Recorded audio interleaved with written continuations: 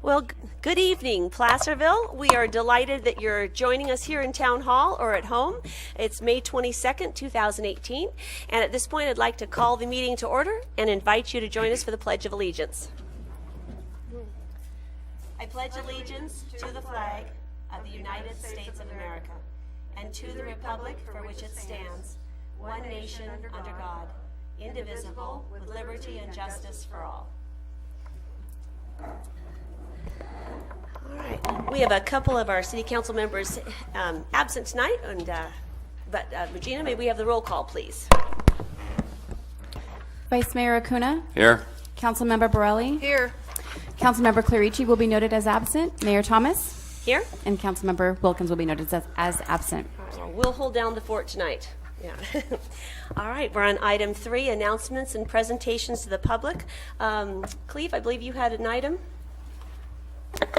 Yes, thank you, Mayor and Council. Our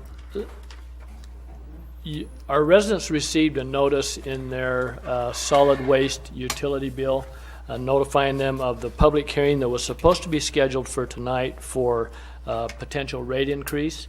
That hearing went out, however, due to some scheduling conflicts, that did not get on our agenda, and therefore it is being scheduled for the June 12th meeting. So if any of you were here for that specifically tonight, that hearing will be held on June 12th at our regular city council meeting. Thank you. Thank you very much. We're on brief comments by the city council, and I'll start us off with a few announcements. Want to refer everyone to our city website. There is a new update on the Western Placerville interchange. Thank you so much, Rebecca. Really appreciate you keeping everyone informed as that project rolls along. I would like to highlight that that Caltrans will be moving forward on their grind and overlay project of Highway 50. Once again, it's just east of Weber Creek to Carson Rose. So that's your SB1 tax dollars at work on Highway 50 through our town. That's fantastic. Construction of that is expected to begin the first week in June, but take heart. I know it's graduation season, Memorial Day, all kinds of celebrations as people head up to the hill. It will be done at night, which is fantastic. So probably minimal interruptions to our fair city. So look forward to a brand new Highway 50. Also would like to let people know that I know it's later on our agenda, but we will be holding a cannabis workshop on Tuesday, June 29th at 6 p.m. May 20th. May. Right, May 29th. That's next Tuesday. Yeah. So if you want to, as we figure out, cannabis is a moving target. If something makes sense for our city, join us next Tuesday at 6 p.m. and we will have a workshop talking about all the ins and outs of this interesting opportunity or challenge. So we'll find out. 6 o'clock. Also, and would like to invite everybody on Memorial Day, on Monday, to the Veterans Monument up at the county offices for a Memorial Day celebration held at 11 a.m. And it's always a moving ceremony and tribute. So please join us at that. And then for my final announcement, just so darn proud of our community. For those of you who are around in our city on Friday, Placerville rocked as Amgen Tour of California raced through, hit the El Dorado County line, and then raced through our city mid-morning. And gosh, it was such an interesting thing because we got word that Amgen was coming through Placerville, about a month and a half ago. None of us knew what to expect. We knew we had to take advantage of this opportunity with 192 countries viewing the races, but we didn't know how to do it, but we got a group together and we figured it out. And I'd like to give a particular shout out to the group that gathered. It was first of all, Cleve and Steve Ewell led our committee, and you did a fantastic job in organizing this group. And it was Marshall Medical Center came to the table, and the county CAO's office, and Board of Supervisors representatives, and the Placerville Downtown Association was amazing. El Dorado County Chamber of Commerce, the Visitors Authority, the El Dorado Community Foundation, the Marshall Foundation for Community Health, the Mountain Democrat, El Dorado County Transit, El Dorado County Transportation Commission, bicycle enthusiasts, Placerville Bike Shop, City Council, and the City Council. We were showing up strong there, and the Placerville was an amazing sight to see, awash with red, white, and blue.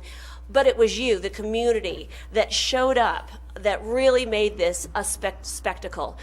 In addition, this was a really special part of the day's events, is that we had two schools. We had Chanel School and Sierra School, with over 700 elementary school kids, with thunder sticks provided by Marshall Medical Center and cowbells provided by the city and county, making noise as the athletes came through.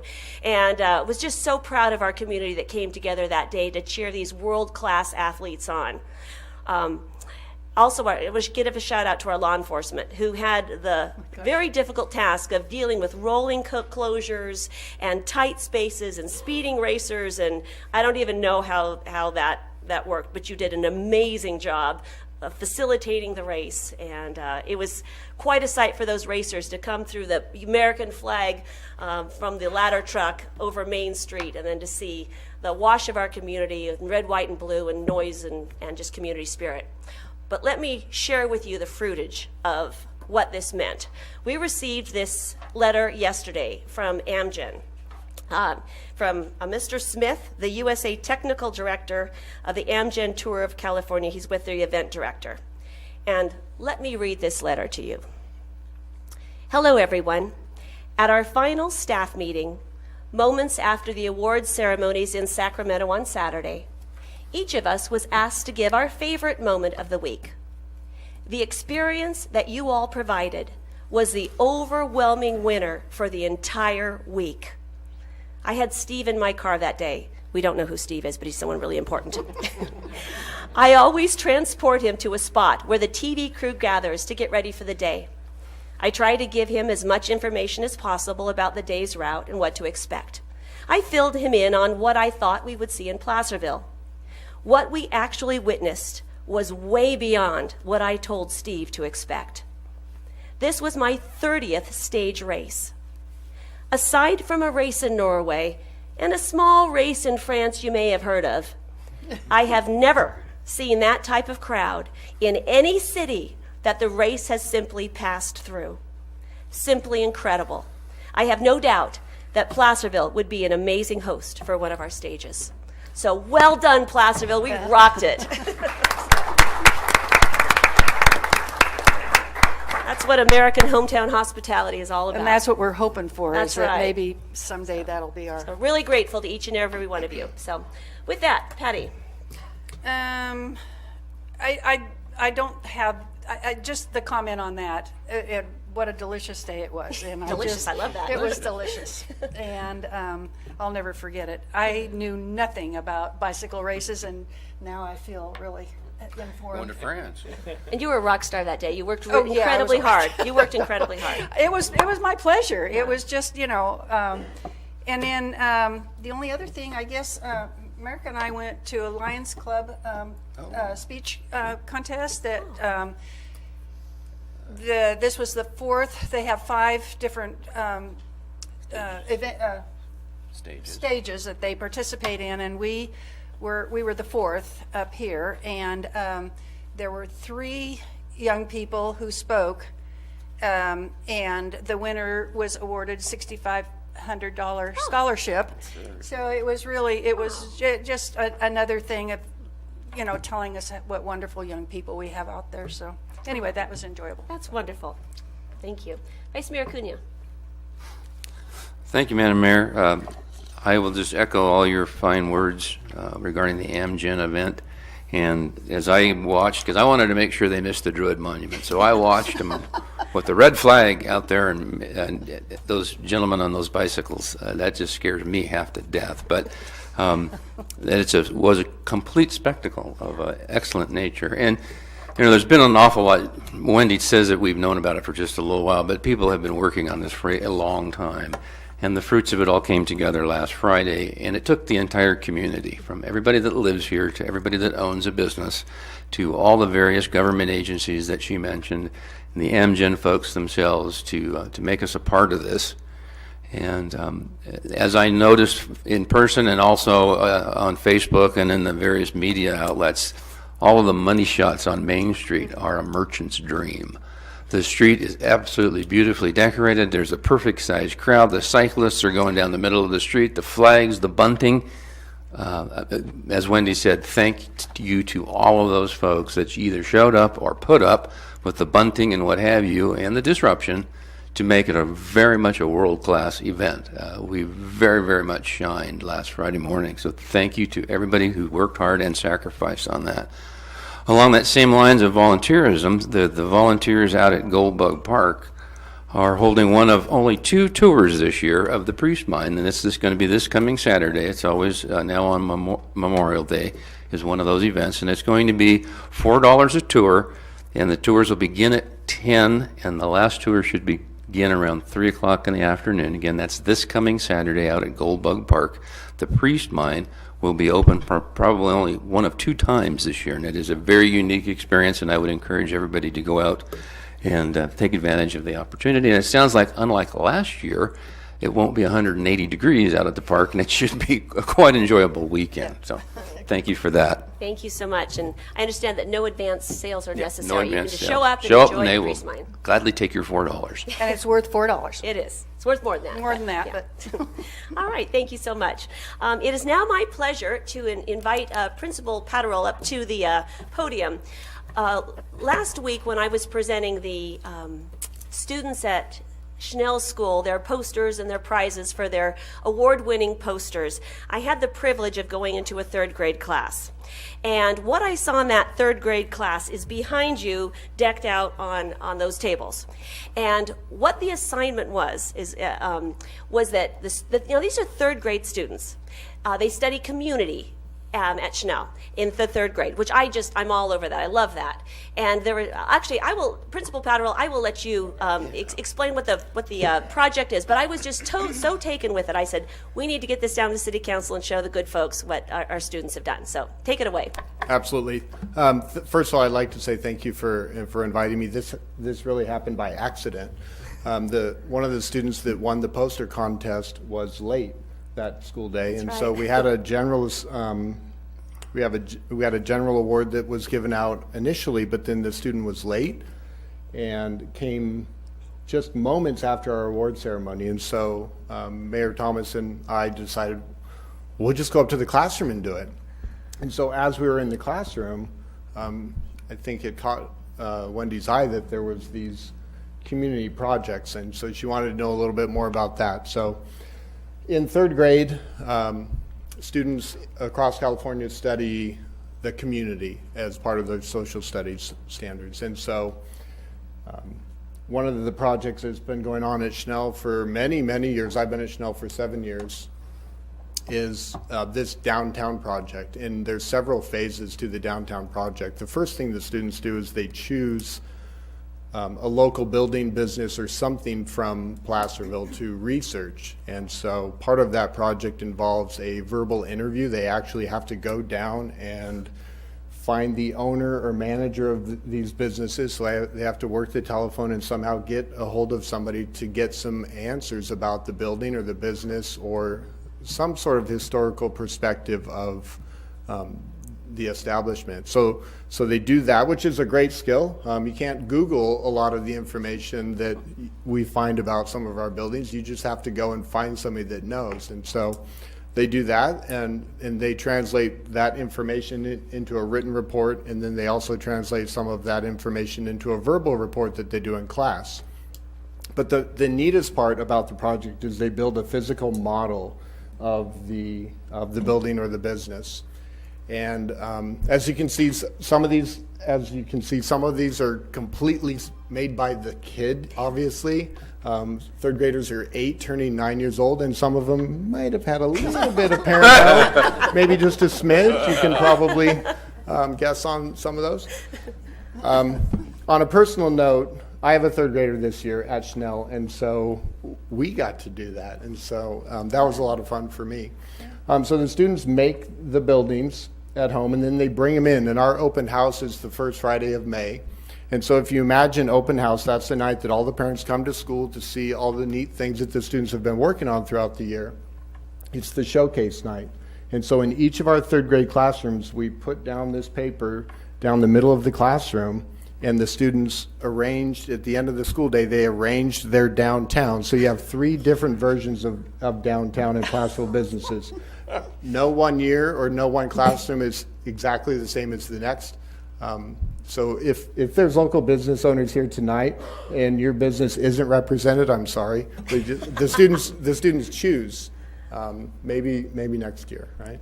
So it's a fantastic project, and I think it's neat because we do live in a fantastic community, and it offers the students an opportunity to learn a little bit more about their community. The timing was perfect with the Amgen. Like I said, this happened by accident as a result of the poster contest that we did.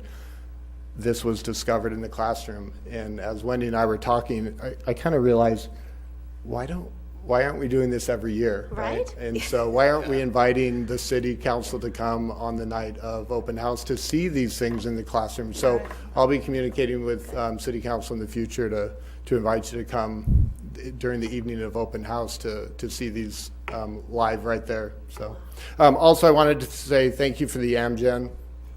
Just the opportunity to participate was fantastic.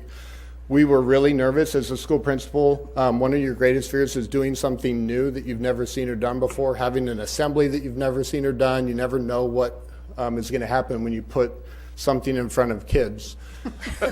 We had no idea really what to expect, whether the kids would be enamored by it, how it would work out. How do you get 400 kids to an event and back and do that and have them wait in anticipation With thundersticks.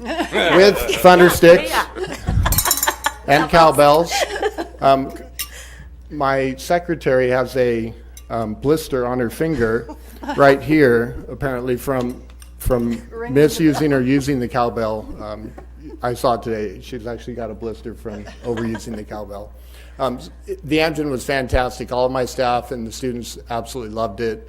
We're already thinking about, if we get to do it next year, how we would do it.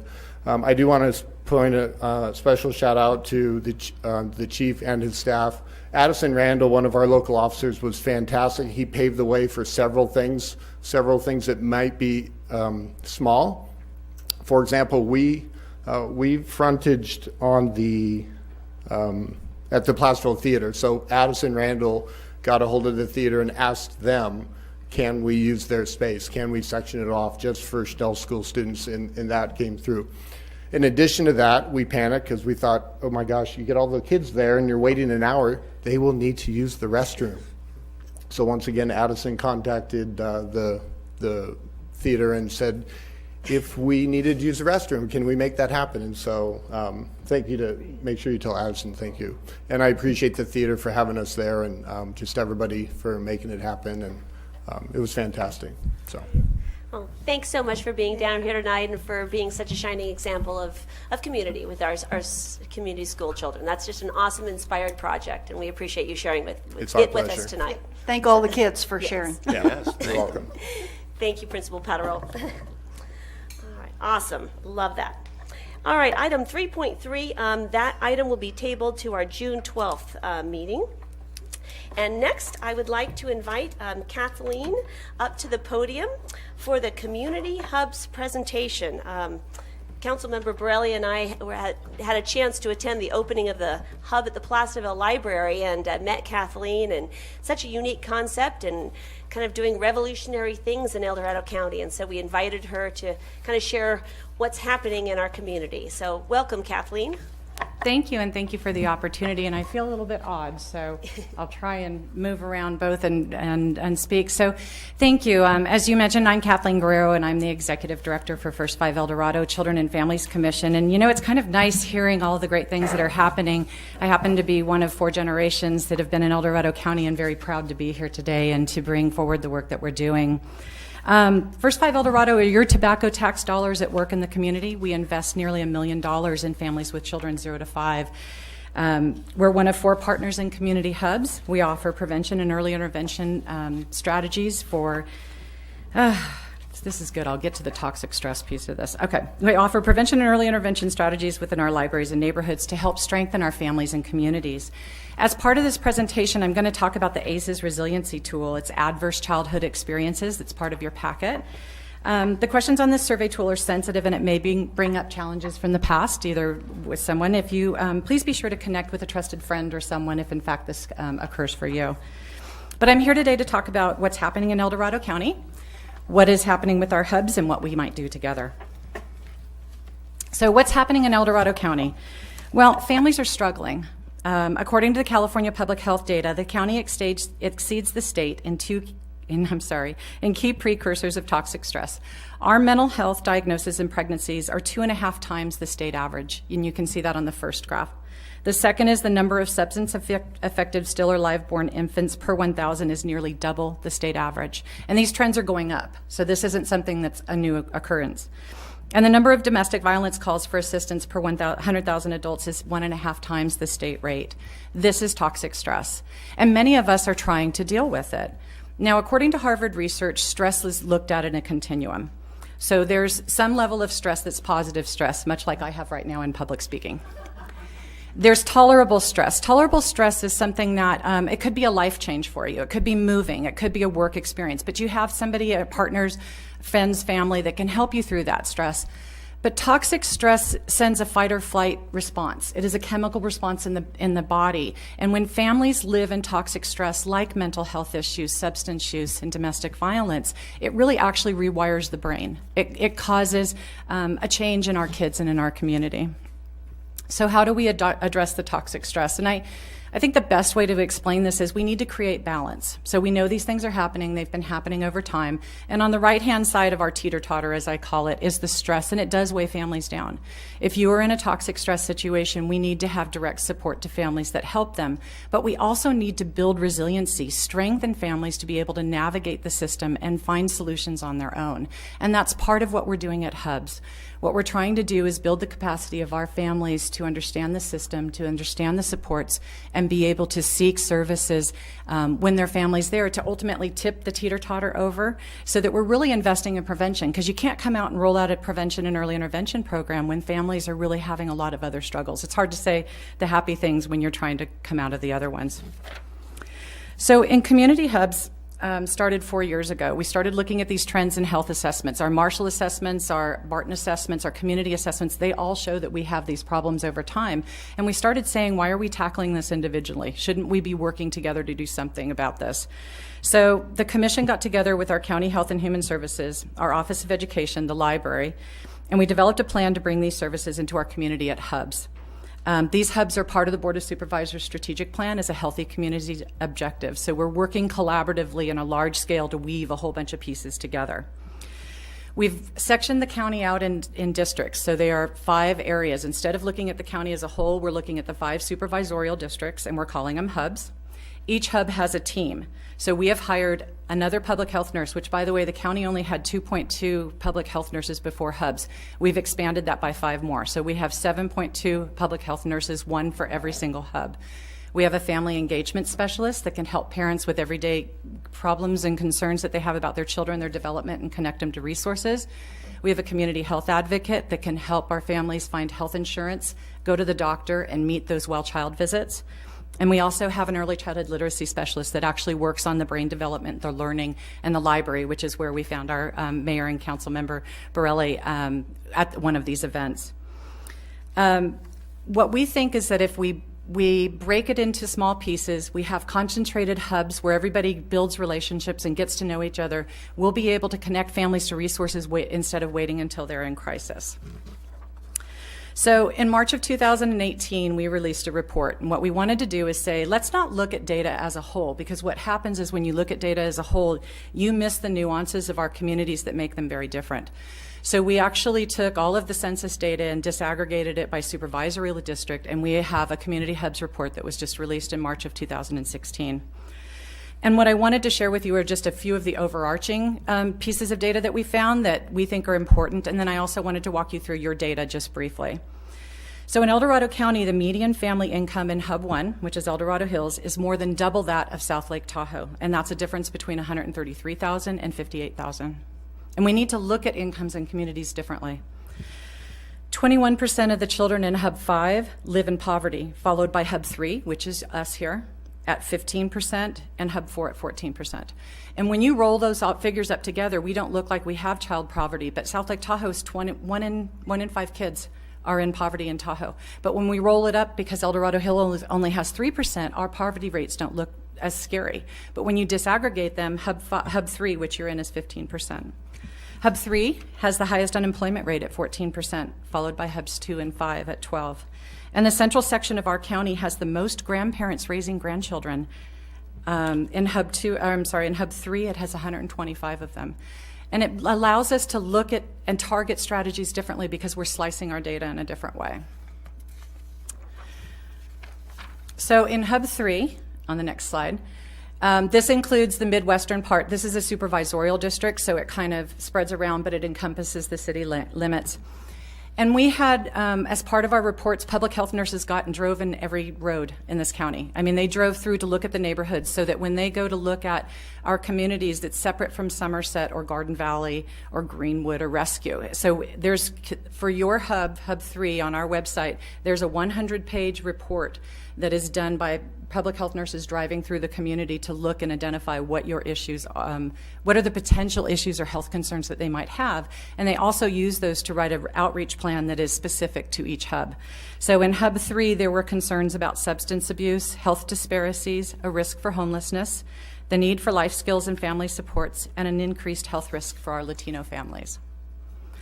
So in your packet, you'll have, on the next slide, in your packet, you have a summary, and I didn't want to walk you through all the data specifically, but I did want to give you the opportunity to walk through it, and those of you in the community have this and back at the table as well.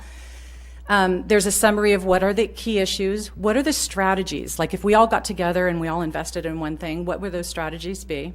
The demographics are laid out, and then it talks about resiliency, circling back to the hubs. If we target the things from our needs assessments and prioritize those issues, bring people together, and systematically and strategically put our funding together through our hub system, we hope we can start building strong families and turn the curve on some of those larger issues in our community. There's one story I wanted to share with you from a hub family in Hub 3. There was a family who lost their home, restaurant business, and financial security due to a natural disaster and moved in with relatives in Placerville. Another local family suggested they attend a story time at the hub and for the family to have a social activity to meet others. The family attended the story time event and found so much more than just an interactive activity to do with their child. From this, they were connected to CalFresh, Medi-Cal, Head Start, WIC, Green Valley Church for food and clothing, housing services, and CalWorks for employment opportunities. The family went from crisis to having a safety net of services. Those are the types of supports that hubs can provide. So on the next slide, I've detailed out what the specifics issues were in Hub 3. I'd mentioned the ones on the left already about what are some of the priority issues, but what's on the right are the strategies. And one of our reasons for wanting to go out in the communities is to start sharing what some of those strategies are so that we can bring folks together to target those community by community. So then on the last slide here, I wanted to talk about how we might work together. One is that I invite you to meet your hub team. On our website at the bottom, it's first5eldorado.com/community-hubs. You can find each one of your hubs. On this hub page, you can meet each one of your hub team members. So your public health nurse is there, your community, their email, their phone number, you can see them. If you were to walk in a hub as a family, you would say, oh, that's the nurse, I saw her online. That information is accessible. All the information that's in the packet, including this presentation tonight and fact sheets, are up on the website so that you can use them. Flyers for our services are in English and Spanish. They're available also on that website. The connections to the community needs assessments are there. And we also have a community calendar. So if anyone in the community is working with a family and you're going, what's available for our families, you can go to the website and find it. Another opportunity is to join us on Facebook. It's EDC Community Hub in that number, and you can find the activities that are happening. You can message any of your staff. You can post activities that may happen, and we can start working together. But I think most of all, what I want to do is start a conversation about how we as the city and the county and the different communities can start pooling our resources and reaching our families in a different way. So I appreciate the opportunity to come and talk about what's happening in our county and how we see hubs helping. They're funded through June 30th, 2020, and we're looking forward to building some strategies that'll make them sustainable over time.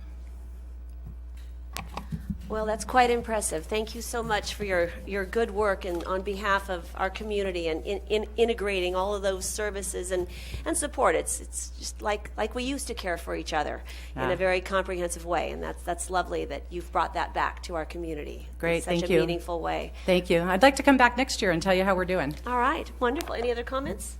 I just want to say, well, Wendy and I were just blown away by the presentation when we went, and we just, both of us looked at each other and said they need to come and talk to us. So thank you so much for doing that. And the more we get the word out, the better. Great. It's Well, quite obvious that we need help. A lot of folks need help. So thank you so much. great. Thank you. And I'd just like to thank you and say, don't wait till next year. Come back in a few months and let us know how you're doing. It's wonderful to hear that funding isn't an immediate crisis, because that always is, unfortunately. So you're good through 2020. That's awesome, because the differences in our community, the uniquenesses are also can translate into negatives as well as positives. This is just a brilliant way to address those. Be respectful of those differences in the different communities, and still be able to get the resources out to the folks that really need it. So I'm looking forward to hearing from you way before next year. Great, thank you. And I should have said, this is an $11 million project over 4 years, and most of this funding is local. It's already here. We basically went to existing pots of money and said, why are we doing this parallel? Why don't we put it all together? And that's what the partners have brought to the table, a little bit of money from each other to make this different, make it work. Fantastic. Wow. Great, Well, thank you very so much. I'll look you. forward to seeing you again soon. Appreciate you being here. Great, thanks. Now we have one more presentation, and I invite all of you to open your mind, clear your mind. This is revolutionary, and it's quite exciting, the opportunities here. A couple of months ago, I had a TED Talk come across my email, and I clicked on it. Usually, if it's people I don't know, I dismiss it. But this one caught my eye, and I forwarded it on to Cleve, and I said, Cleve, what do you think about this? He says, And this gentleman just happened to be in our area, and so we invited him to come to City Hall, and we sat down and chatted with Mr. Christensen, and it's led to many discussions, and we invited him to present to our Placerville Economic Advisory Committee about a month ago, and they brought forward that it needs to come before our city council for consideration and a presentation, and so we invited Mr. Christensen back to explore some options with you, our community, and this is just the first of many. So with that, Mr. Christensen, please join us at the podium, and thank you so much for being back in Placerville. Pleasure. Thank you, Mayor. So the TED Talks, I've given 2, and they are 13 minutes, both of them. Both times we've talked in person, it's been 90 minutes. So we're going to consolidate 90 minutes of information down to 10 to 15 minutes. I'm going to try and present for 10 and then see if there's questions. So thank you for the forum. So really what we're focused on is disrupting the way broadband works.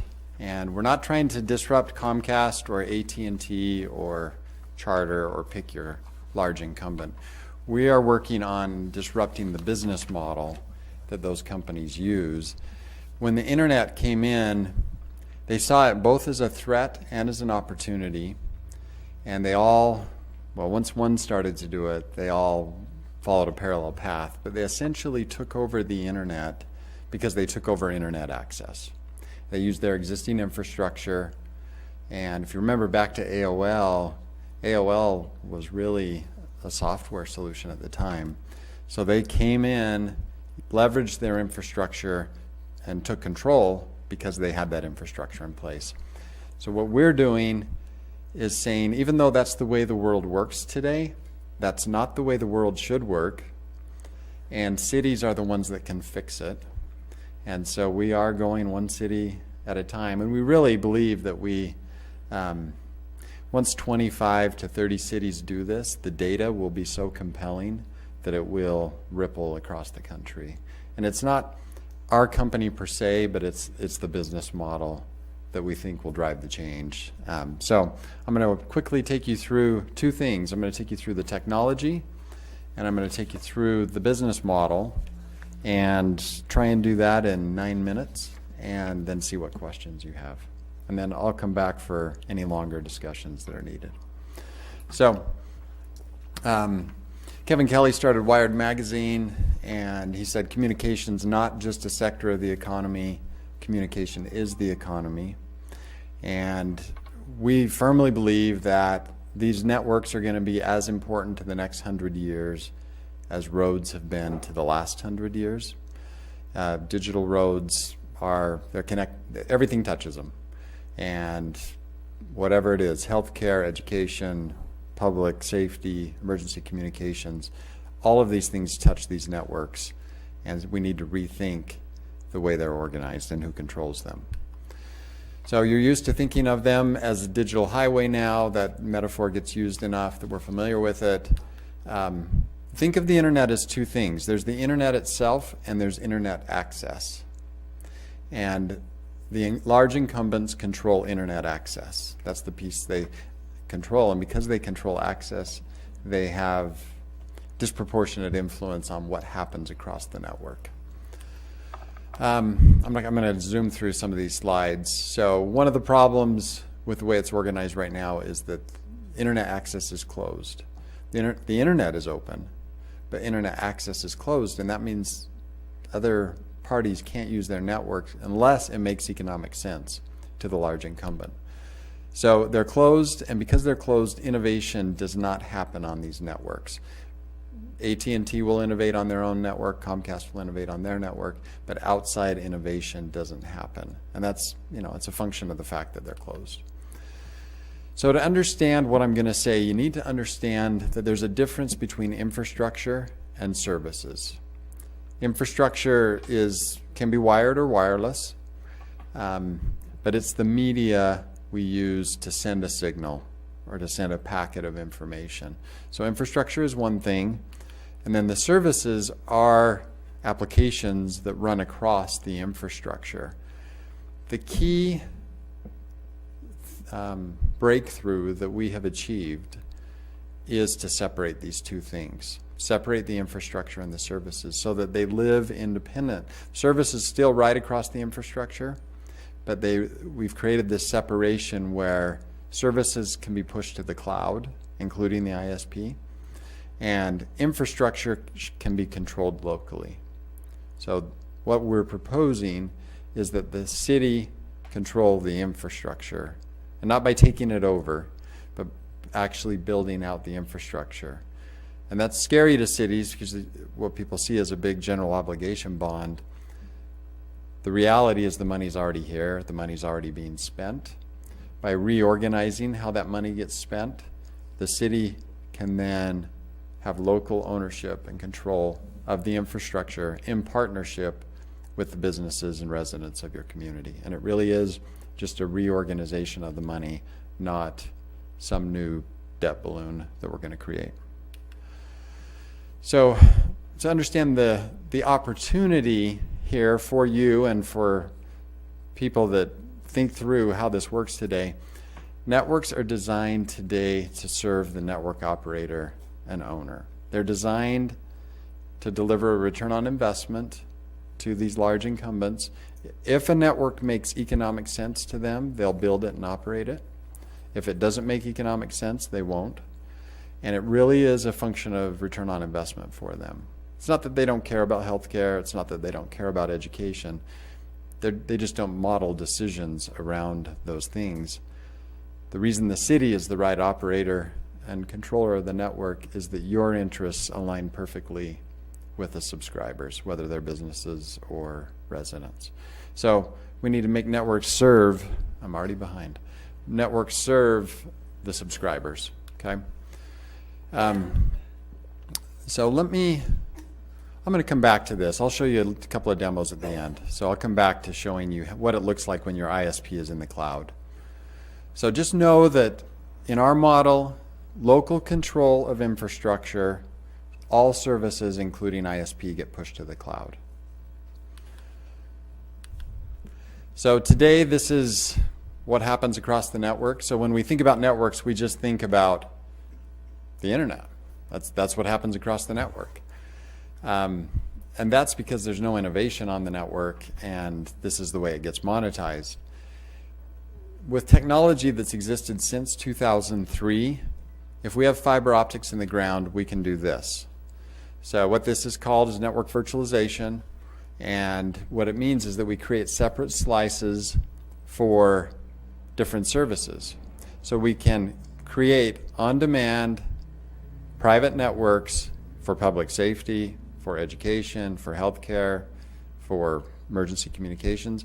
We can build these networks up and tear them down on demand.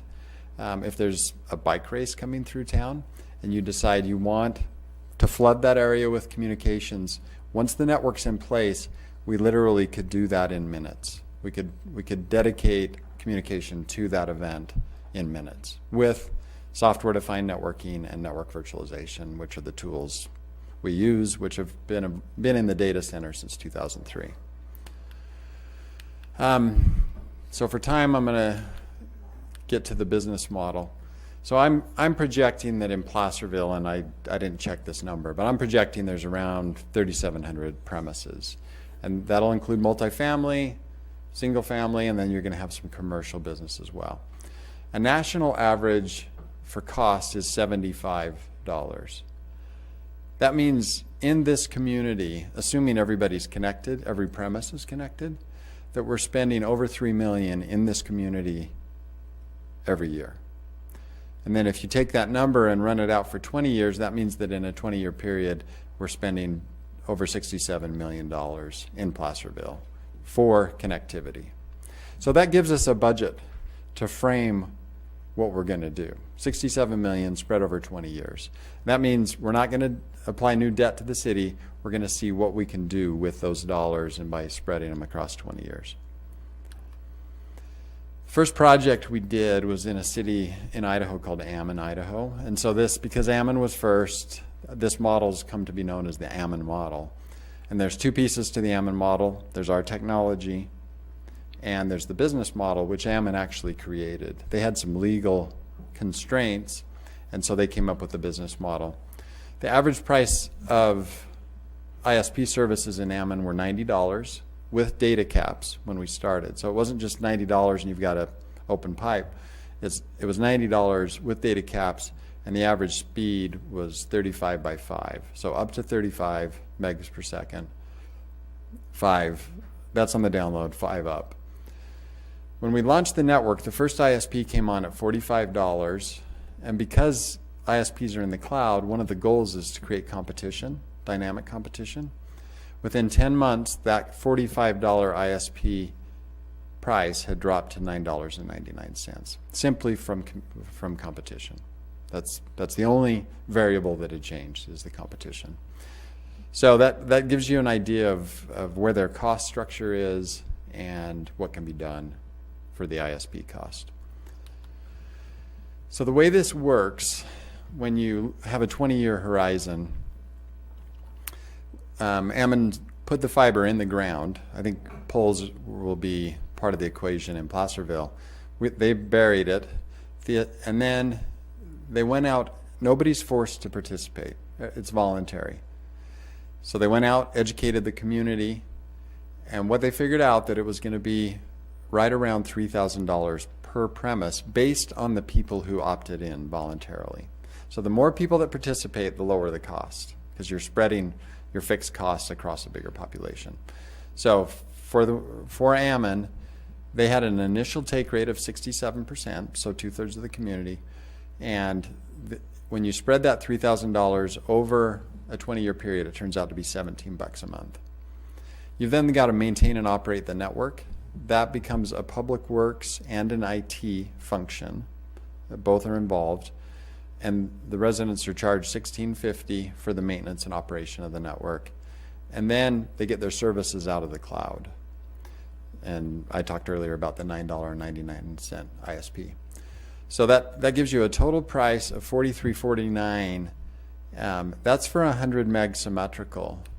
So let me just I'm going to come back here. So what we did in Ammon is we tripled the speed and cut the price in half.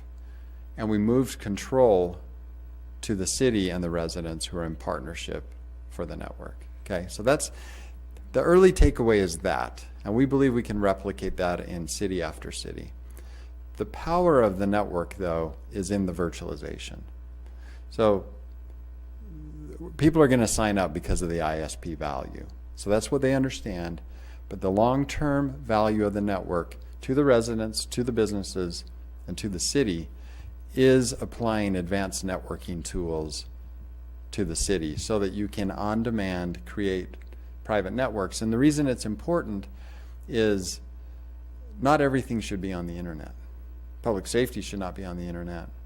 Control over our grids, whether it's water or electricity, should not be on the internet. We went through this in some detail in the last meeting. So we're creating a marketplace for everything that shouldn't be on the internet. People will also be able to create private networks between their work and their homes. Doctors will be able to create private networks between a patient and a doctor to do telemedicine. If the school district agrees, we'll be able to create private networks between students who are sick and their homes. And we can do it on demand. So let me quickly do show you this little video. It's less than a minute, and then I'll answer any questions you've got.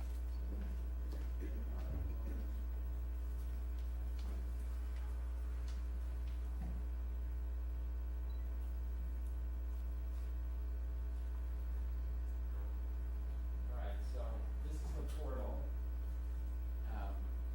What it shows is you're going to come into the portal. You're going to click Internet Services. You can see the options. At this point, there were 3 providers in Ammon. So you're essentially clicking that I want to sign up for one of these providers. There's some legal agreements. And then you subscribe. And once you've put in your credit card information, it literally takes about 30 seconds to subscribe. Now we go up to the dashboard, and you can see that that service is now live. That ISP is now live. Based on that subscription. So we're out on the web now just to show that you actually have an ISP, you're actually connected. And then if we want to unsubscribe, it's the reverse. You go in, you click unsubscribe, the network's torn down, the network connection is torn down, and then we can go back and repeat the process. So if you're frustrated with your ISP, you don't like the pricing, somebody's come in with better pricing, it really is point and click. It's an internet experience to get internet access. So the next part, I'm going to jump ahead.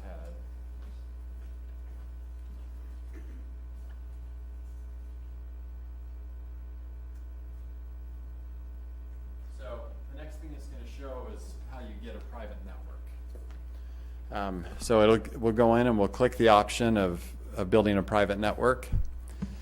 We're going to subscribe to this. And it's going to ask if we want to host a network or join a network. So use the example of the doctor. If you're a doctor starting a telemedicine session, you're going to host. So you're going to click on host.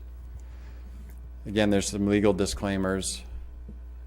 And then we're going to connect.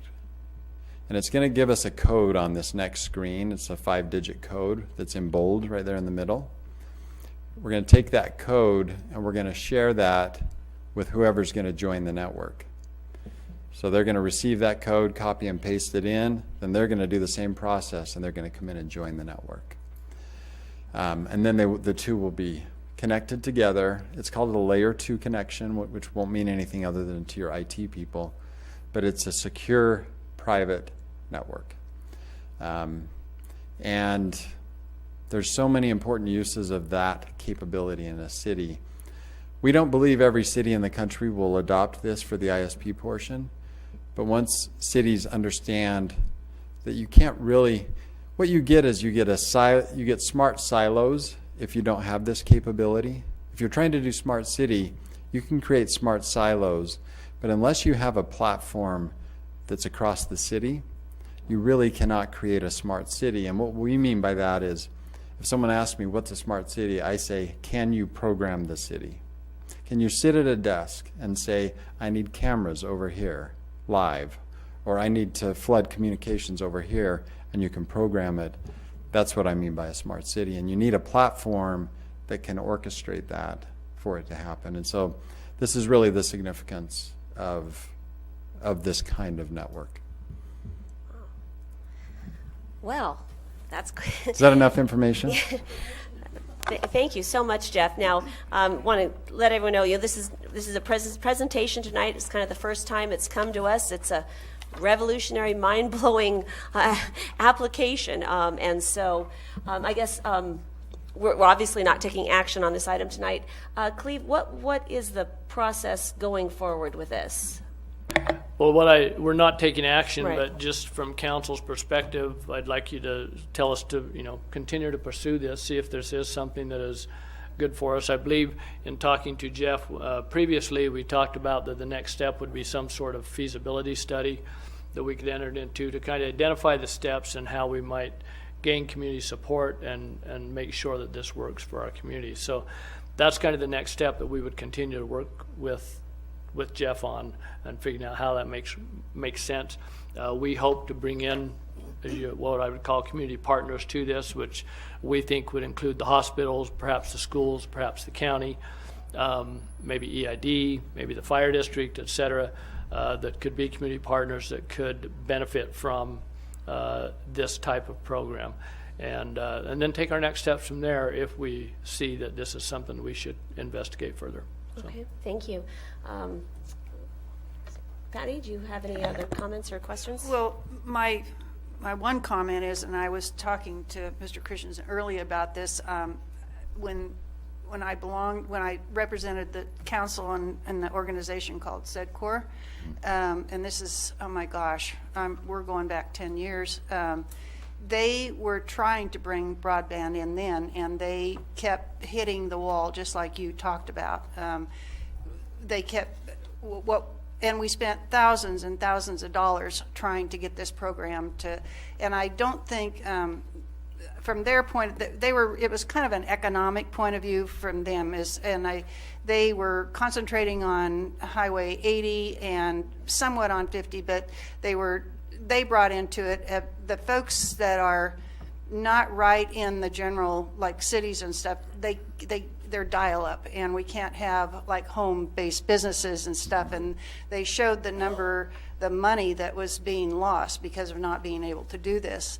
But again, like I say, it ended by the time SEDCOR met its demise, and they hadn't gotten anywhere with all that, only because big business wouldn't allow it. And so that really caught my ear when you started talking right in the very beginning of and it's so true. The other thing I wanted to ask you is that when we had a program, they brought it over, and I remember we were up in Pollock Pines, I believe, and a lot of folks came over from South County that are doing dial-up, and they really were interested in the broadband, but I keep hearing about our terrain won't allow it, et cetera, et cetera. So I don't want to get into a whole bunch of discussion tonight, but is that not true? Or do you have a different method? Yeah, so your terrain would be difficult for a pure wireless project, but to us, fiber optic cable is the most future-proof technology we have. It's because it's so capable. And we cannot see the horizon for fiber optics. So it really comes down to, it's generally cheaper to put it on poles than in the ground. In the ground is better in terms of weather issues, falling trees, whatever. So it really is a function of looking at both approaches, whether on poles or in the ground, and then looking at the costs to do both, and then spread those costs over 20 years and make a decision. So because you don't own the poles, we would need to work through pole attachment agreements, and I think the Vice Mayor's familiar with pole attachment agreements. One key thing for cities, I'm going to send you a report that I got last week on the lobbying dollars that the large incumbents have paid to every senator and congressman in the U.S., and you will be astounded. I won't be, because we heard about that. I mean, it breaks it down per senator and per congressperson. Yeah, it is. And so they, part of the way they play the game is through serious lobbying efforts. Right. And so 21 states have legal barriers to cities getting involved in this. But the barriers almost exclusively are around you becoming a service provider.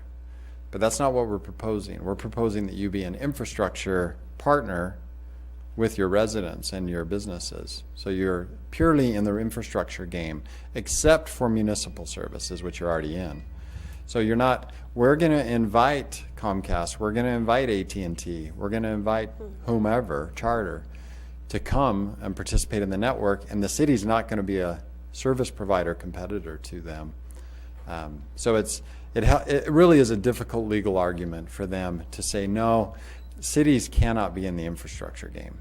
I mean, it's just, what they're saying is we don't want any competition. Right. And what you're enabling is open competition because all services are in the cloud. That's a helpful explanation. Thank you. Thank you. Vice Mayor Cunha? Thank you, Jeff, for the presentation this evening. Kind of what I've, when I first heard about this, and I shared with Cleve today, I said, well, I could find out hours of why this won't work and who will fight you or fight us. They won't like it. To not have it happen. And the roadblocks are many and frequent. Yeah. But I told Cleve and Mayor Thomas that instead I wanted to look at it to challenge myself to find out how I could find out it could work. Yeah. And for those that don't know, I have 40 years of utility construction and design experience, and am intimately aware of the games that are played. Yeah. To slow projects down, to share costs, to on and on and on. Yeah. The Joint Pole Association and all those costs. So from that perspective, in listening to your presentation this evening, in discussions with the mayor and the city manager, it seems like, and similar to what Ammon did, and I've watched the video. They have a real great video on YouTube. Their mayor speaks, and there's their IT director and a couple other folks. And they put their city facilities together. Yeah. I mean, that's where that egg was They are hatched. the anchor tenant. Yep. So that would be similar to us, the other partners that Cleve mentioned just a few minutes ago, the hospital, fire district, the county court system, county jail, sheriff, all of that would love to have fiber service to it. So kind of what I'm, in that discussion, in seeing this, your presentation, it strikes me that what you've unveiled, what you've done as the Wizard of Oz, is if you've lifted the curtain and revealed the very real lack of investment by the existing providers. Yeah. In this area, it would be AT&T and Comcast. Yeah. In doing some research on this over the weekend, I didn't realize that they're in worse shape than I thought. Yep. The percentage of lines that we see in the street right now that are idle and have been idle, it's huge, and it's growing every day. Yeah. So their lack of investment for the future is something that we have a responsibility to, I think, at least take a look at. And what I would see us doing is kind of similar, as I think you alluded to it. It's like wiring the West back at the turn of the century, the turn in 1900s when they started to put pole lines up and all the small utilities. We could actually provide an infrastructure for a communication system that would serve the future. Yep. Right now that does not exist, and there is not an incentive that I can uncover that we could expect the local companies to get involved in, because they're just too buried in debt and other problems. So I will continue to look at this as finding out ways how we can make it work. Good. Yeah. So, and Cleve has two handouts for you. One is a one-page summary of next steps. So it's just an outline. It's not comprehensive, but it gives you a framing for it. And then the other is strategic principles that we think should be a part of this kind of project. And so the thing to do is to look at those strategic principles and say, why is that on this sheet? Why does that matter? And if you can answer that question, you'll start to see the framing of how this should work, at least in our perspective. All right. Well, thank you so much Thank for you. being here. And I think Thank you, this Jeff. is all about bringing additional value to our city residents and businesses. This will be something that 20 years from now people will go, well, why in the world didn't you do this? Right. So. Because everybody is going to have instantaneous everything. Yeah. From your doctor to your police phone call to your Yeah. city services. Yeah. So the future is right there, and we have to decide whether we're going to. Yeah, you're either going to leave a broker in the middle of it that's going to charge you for every click, or you're going to own it locally, and it would transform the way communication happens. So, thank you all. Well, thank you for Thank this you so much. presentation tonight, and we look forward to exploring this further with our community in a very robust way. Thank you. All right. Closed session report, City Attorney Driscoll. Oh, pardon me. Thank you, Mayor Thomas. Tonight in closed session, the council reviewed the claim of Sylvia Surtees Countryman and rejected that claim by all members present. Those council members present were Mayor Thomas, Vice Mayor Acuna, and Councilmember Borelli. Councilmember Clarici and Wilkins were absent. Thank you very much. Adoption of the agenda. Any changes to the agenda? Move for adoption. Second. All those in favor? Aye. All right, thank you. Ceremonial manners. For the sake of time, you have the proclamation in front of you. I won't read the proclamation for Memorial Day, but encourage you all once again to join us at 11 o'clock on Monday for a very moving Memorial Day celebration. And I think the point that's really helpful to remember is that, on Veterans Day, we celebrate those that have, that serve our country with honor and courage. But it's on Memorial Day that we pay our reverence and our respect to the people that have died, securing our blessings of liberty that we enjoy each and every day. And that's a very sacred responsibility that we owe them, a debt of gratitude, them and their families. So, and this Memorial Day, there's a special kind of new take on the Memorial Day celebration that we will be honoring our Vietnam veterans who did not come home to a hero's welcome, as well as those who have died in 21st century conflicts that are often unobserved and forgotten. So please join me on Monday at 11 o'clock at the Veterans Memorial for a very moving Memorial Day celebration. And with that, we have public comment. And those of you who are new to this council, we're delighted you're here. This portion of the meeting is reserved for people that want to come forward and make comments on any item that is not on our agenda, that is within the subject matter jurisdiction of the City Council. And we invite you you have 3 minutes to give us your comments, and please come to the podium, and we welcome you to do that now. Madam Mayor, if staff could interrupt briefly. Please, absolutely. We have a new employee that we'd like to introduce, and I had meant that forgot item that. to be under a previous agenda, but this would be a good time because it's not on the agenda. So Please, absolutely. thank you very much, Madam Mayor, members of the council. It is my pleasure to introduce Diane Palmer. She is our new building inspector / code enforcement agent. Diane is now working in our building division of the Development Services Department, and she will be assisting the city in providing inspections of building construction projects, and primarily assisting in the enforcement of city building code and planning codes, as well as nuisance abatement. Diane began working for the city on April the 31st and has already made significant progress in the organizing and reviewing of our current code enforcement caseload. She comes with extensive permitting, law enforcement, and code enforcement experience. She earned her Bachelor's of Science degree in Criminal Justice from Sacramento State University and continued with her education, obtaining a Master's of Science degree in Criminal Justice from Sacramento State University, specializing in code enforcement. Her experience includes working for the El Dorado County Sheriff's Department as a sheriff's clerk and then as a reserve deputy sheriff. Following her enforcement pursuits and obtaining her master's degree, she worked for El Dorado County Development Services Department as a development aide, a development technician, and then a senior development technician in the code enforcement unit. Diane currently possesses a California Association of Code Enforcement Officer certification as a Code Enforcement Officer 2, and is also a certified building inspector by the International Code Council. And I just want to add that she also was a search and rescue volunteer for over 20 years. Diane's experience in law enforcement, code enforcement, and building permitting will serve the city well. The city is fortunate that a professional, experienced person with these credentials has chosen to join the staff here at the city and join our team. So with all that said, please welcome Diane Palmer to the Development Services staff of the city of Placerville. Wow. And there she is. Diane, please come forward to the podium and let's provide you a proper welcome. Mike, thank you so much, Director Rivas.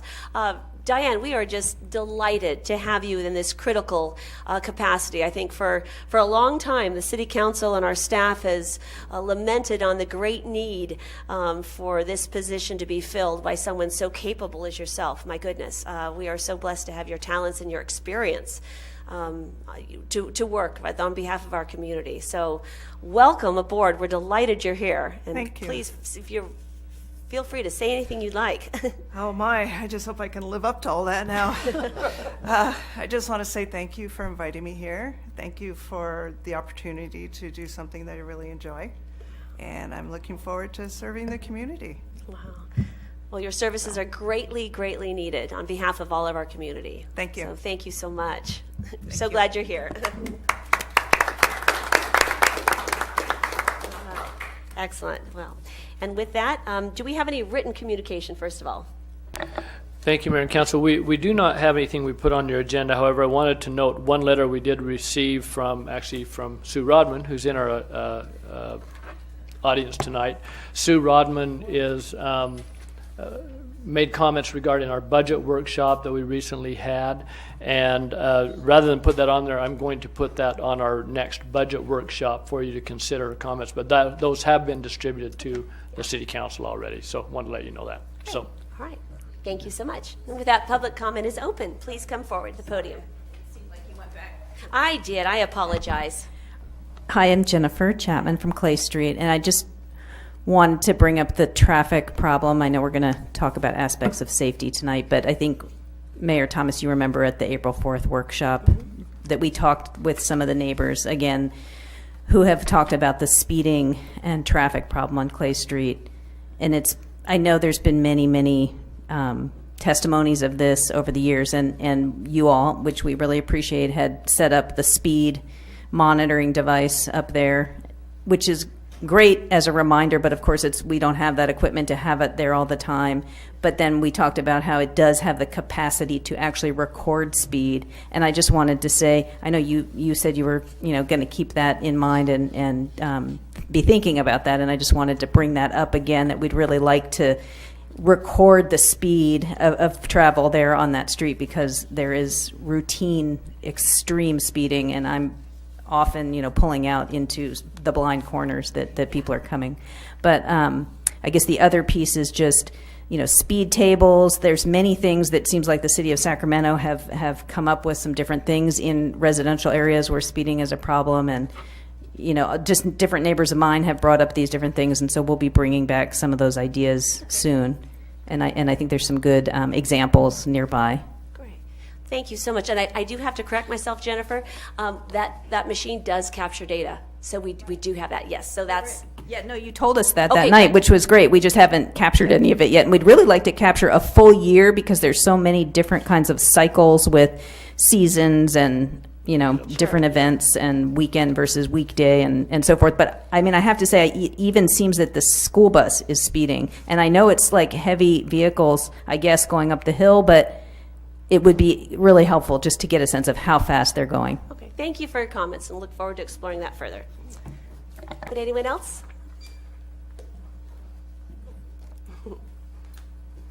Come on down. Thank you, Mayor, staff. My name's Kelly from Pure Life Collective. I know we're talking about cannabis at the workshop next week. I'm here because of the last item on the agenda. I wasn't sure if we're going to be able to speak after HDL. Absolutely. Okay. Yes, absolutely. I will speak after then. Okay, great. Thank Look you. forward to having you back up.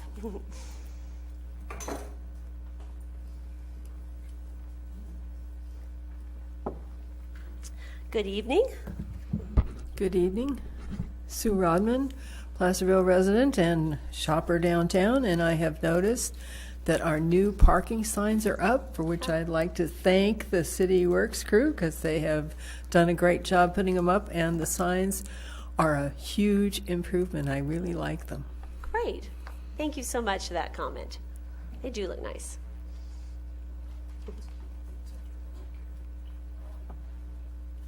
Good evening, Mr. Smith. Good evening, Madam Mayor. Kirk Smith. I don't know about anyone else, but my eyes were starting to glaze over for about 15 minutes. And I'm probably a little slow person because maybe everybody behind me knows the difference between 3G, 4G, and 5G. And I probably don't know as much as Mr. Kuna, but I have been involved in leasing to WireNet internet services and broadband, and was even in a community where my street was torn up 3 times to accommodate 3 different fiberglass situations. But tomorrow I will check with some local providers, some startups like CalNet, and see what contact they've had on this proposal. Likewise, the same for the IT people. My concern is similar to what was expressed several months ago when someone wondered why we were an hour into the meeting after hearing about 15 minutes from someone talking about smoking. For 15 minutes, why we shouldn't smoke. I don't know if this is to convey an idea that we've got progress going forward, but it's disturbing because I don't see the preparation for where any of that would have getting us anywhere. But I do know that for 12 years, I've heard discussions from that podium about historic preservation and setting up guidelines and having a district in the area. That's been talked about for a dozen years. So I was interested, since I missed the last meeting, to actually listen to the tape, and I heard some of these remarks that I've heard before about how the community is not interested in history. So let's review some of them. As far as the Historic Advisory Committee, sorry, but there really were a lot of applicants. I know that Sue Taylor and Charlene McClaskin, people who have a lot of experience in the area, did apply. I know there were other people who applied. But the difficulty with that group was, and I will make a document request tomorrow to find out who are these people who complained, because I know that my comments had to do not with the idea of having an historic preservation group, it's that the council didn't provide much guidance. Do you show me any community in the entire country comparable to ours that has the Interior Secretary's historic guidelines that are mandatory? Used as guidelines, but mandatory? The difference, to let you know, is that if you take a building like, let's say, our City Hall buildings, you have to, when those are mandatory, you have to peel off layers of paint and look at the exact kind of paint that was used 60 years ago to repeat it. Those are really onerous, and they're not necessary to do it exactly that way. There were 12 guidelines that you gave them, 12 items that covered the mandate. They only looked at one of them that you gave them, that your mission was to provide guidance on historic preservation issues. So I asked them about the canopy over the Cup of Coffee building.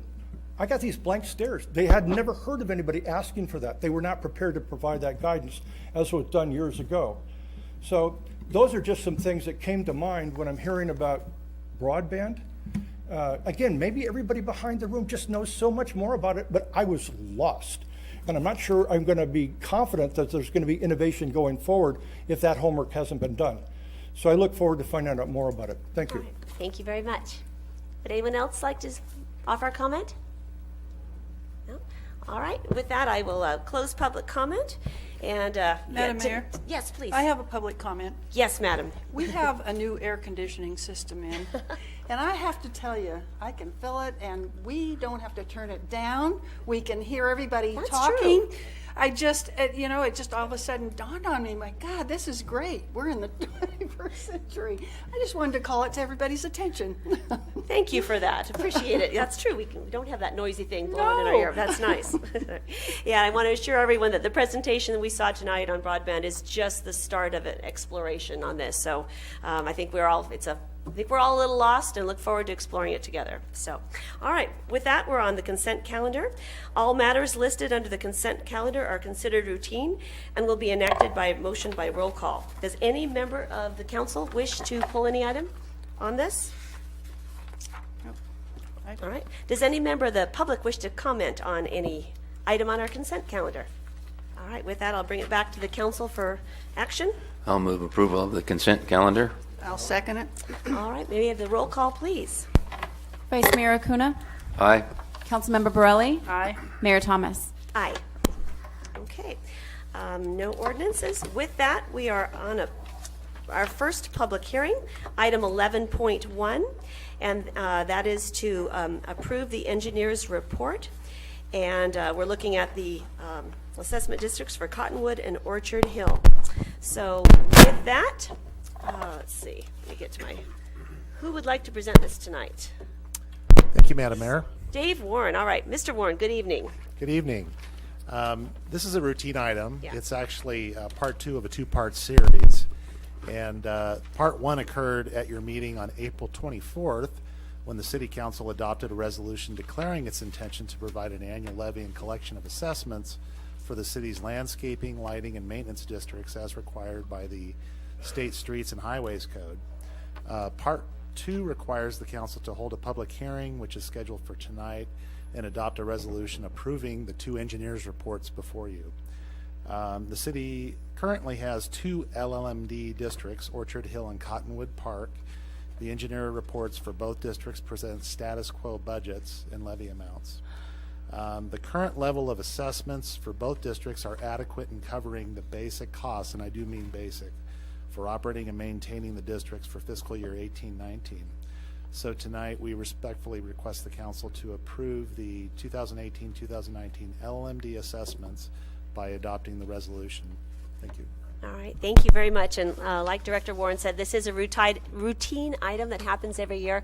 I would like to bring the public's attention to a matter that the costs in here, there was no escalator in these costs when both of these districts were established. And that is a real challenge, and that's not on the action item for tonight, but just food for thought in the future, that as especially the park over at Orchard Hill has come to the end of its life, there's no additional monies to recreate and reinvent that park that's heavily used. So it'll be discussion items in the future that, I don't know how we ever put something in place that didn't reflect a cost of living increase, but these don't. So anyway, does any member of the council have any questions for staff on this routine item? All right. At this point, I will open the public hearing. Does any member of the public wish to speak on this item? Please come down to the podium.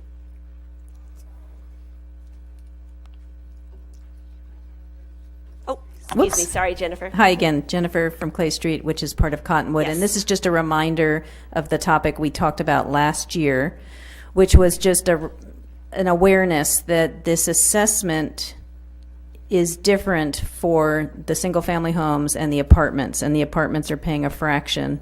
And we understood and explored that the way to address that is through the owner, of those apartment buildings, which I haven't had time to reach out to them. But again, as you're talking about, costs going up and costs that weren't anticipated when the development was established, things like even maintenance on Clay Street itself, are concerns of ours about things for which there isn't a budget and for which many dwelling units that use the lighting, use the park equally, maybe even more than the single-family residences. But whatever, it should be per dwelling unit. So just a reminder of that issue, and I do plan to reach out to the owner of those senior apartments and the other multifamily apartments. Thank you for that. Any other comment on this item? With that, I'll close this public hearing and bring it back to the council for action. Madam Mayor, I'll move approval of item 11.1. Second. Let's see. Yes, roll call, please. Vice Mayor Acuna? Aye. Councilmember Borelli? Aye. Mayor Thomas? Aye. All right. I'm sure. Stay tuned on that item later, but this item is done at this point. All right. Item 12.1. Adopt a resolution approving an agreement between the city and the El Dorado County Certified Farmers Market Association. Mr. Ewell. Thank you, Madam Mayor. On behalf of El Dorado County Certified Farmers Market, Jim Colwell has submitted a request to lease the city's Ivy House parking lot and a portion of the El Dorado Trail to conduct a certified farmers market at a rate of $150 per month. The market will be held on Saturdays, May through the second weekend in November. The lease agreement before you tonight is similar to last year's agreement with one significant change. Beginning probably around June 16th, the market will be relocated to the El Dorado Trail between Clay and Locust Streets for the remainder of the season. As indicated within the lease agreement that's in your packet, the city will be responsible for all site improvements prior to the relocation. Site improvements include grading and draining improvements, striping of the parking lot at Locust Street, and traffic-related signage on Clay and Locust. The market will be responsible for all promotional, parking, and directional signage. It is anticipated that more permanent features for the market and other potential events will take place during the Clay Street Bridge replacement and realignment project if it moves forward. The estimated cost to perform this work is $10,000 to be taken from the Park Development Fund, and I'm happy to answer any questions you might have at this time. All right, thank you so much. Does the council have any questions at this time? No questions. Okay. All right. It's exciting that farmers market season is upon us. I know that's always a cherished part of our community. So with that, I'll open this up. Actually, I'll invite the Caldwells. Would you like to say anything to get the public comment started on this item? We're delighted to have you here this evening. Thank you. My name's James Colwell. I manage the El Dorado County Certified Farmers Markets, and this is the 25th year for that market at the Ivy House. Time goes fast. I just wanted to reaffirm or affirm to the City Council that our market group is totally supportive of moving to the El Dorado Trail. I know there's been a little confusion over it, but we think that we'll have additional space back there. The city residents or people who come to the market will have additional parking because when that Clay Street project is finished, you're still going to have that additional parking out there. And then there is a lot, I can't remember the name of the street down by Stansel's. Locust. What used to be Stansel's. Yeah, Locust. I remember that. Yeah. There's that lot back there, which is a nice lot. And with the shade, the trail, the improvements the city's proposing, I think it looks like a great project. The walking trail coming up from the city, from downtown, behind the district attorney's office, coming up through there, I think it's just a great spot. And John Driscoll and I had talked about it previously many years ago, and I think that it'd make a huge asset to the city. So we totally support the city in this regard. And thank you for giving me a chance to talk. Oh, well, thank you so much. Okay. Appreciate you being here. Anyone else? Good evening. Good evening, dear council. I'm speaking on behalf of Friends of Historic Hangtown in regards to approving the project to move the farmers market onto the El Dorado Trail. This project will include clearing, leveling, and placing of decomposed granite to provide a level and clean surface for the market. This is the only explanation of what your project is going to entail, and I'm concerned about what the actual project is because there's not much information on this item. This is clearly a part of the Clay Street Bridge replacement and realignment project, especially since it is mentioned in the report that if this project is approved, then the city anticipates more permanent features to be placed for the market on the trail due to this project. On October 24th, 2012, the Superior Court of the State of California for the County of El Dorado ruled in favor of Friends of Historic Hangtown and commanded the city, 1, to set aside and void any and all approvals and findings for the Clay Street Cedar Ravine realignment and Clay Street Bridge at Hangtown Creek Replacement Project, hereafter project, including the mitigated negative declaration and mitigation monitoring plan within 45 days of service of this writ. 2, to suspend any and all activities or consideration of approvals related to the project that could result in any change or alteration to the physical environment until respondent has prepared an adequate environmental impact report in compliance with CEQA and the court's judgment. Number 3 refers to how the city was to report to the court, and 4 states the court retains jurisdiction over this matter.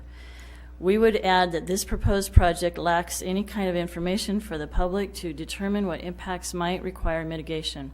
Based on this case, we insist that you do not approve this contract and instead give the owners of the farmers market a contract to function in the parking lot as they have in the past from May 2018 through November 2018. We ask that the City Council also not violate this court order. Respectfully, Sue Taylor for Friends of Historic Hangtown, and who do I hand this to?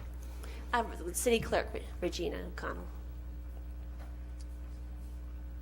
All right, thank you. Does anyone else wish to speak?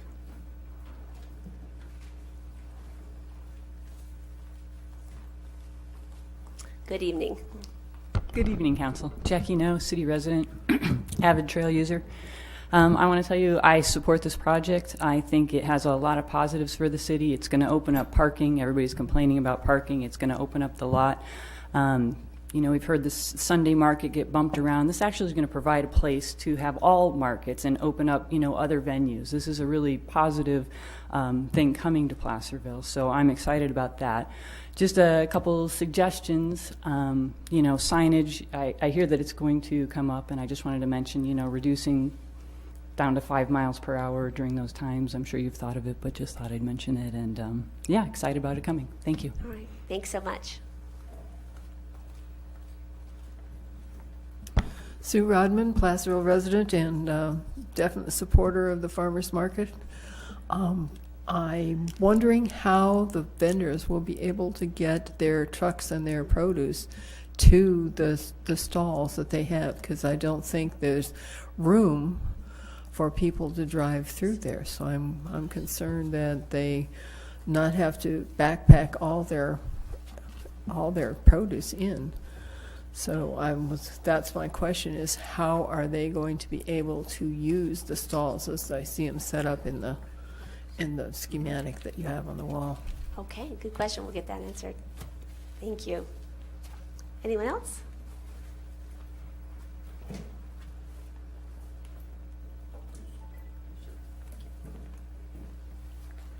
Marion Washburn, long time farmers market patron. I'd like to bring up an issue, concerning the market that not everyone may have noticed, but I have noticed, and that is handicap accessibility. That because of the constraints that parking lot has right now, there really is no place for handicap parking except for what is normally used as an entrance to that parking lot. So it accommodates I would say 1 3/4 cars. It's real tight. I know it's meant to handle 2, but that's an incredibly tight fit.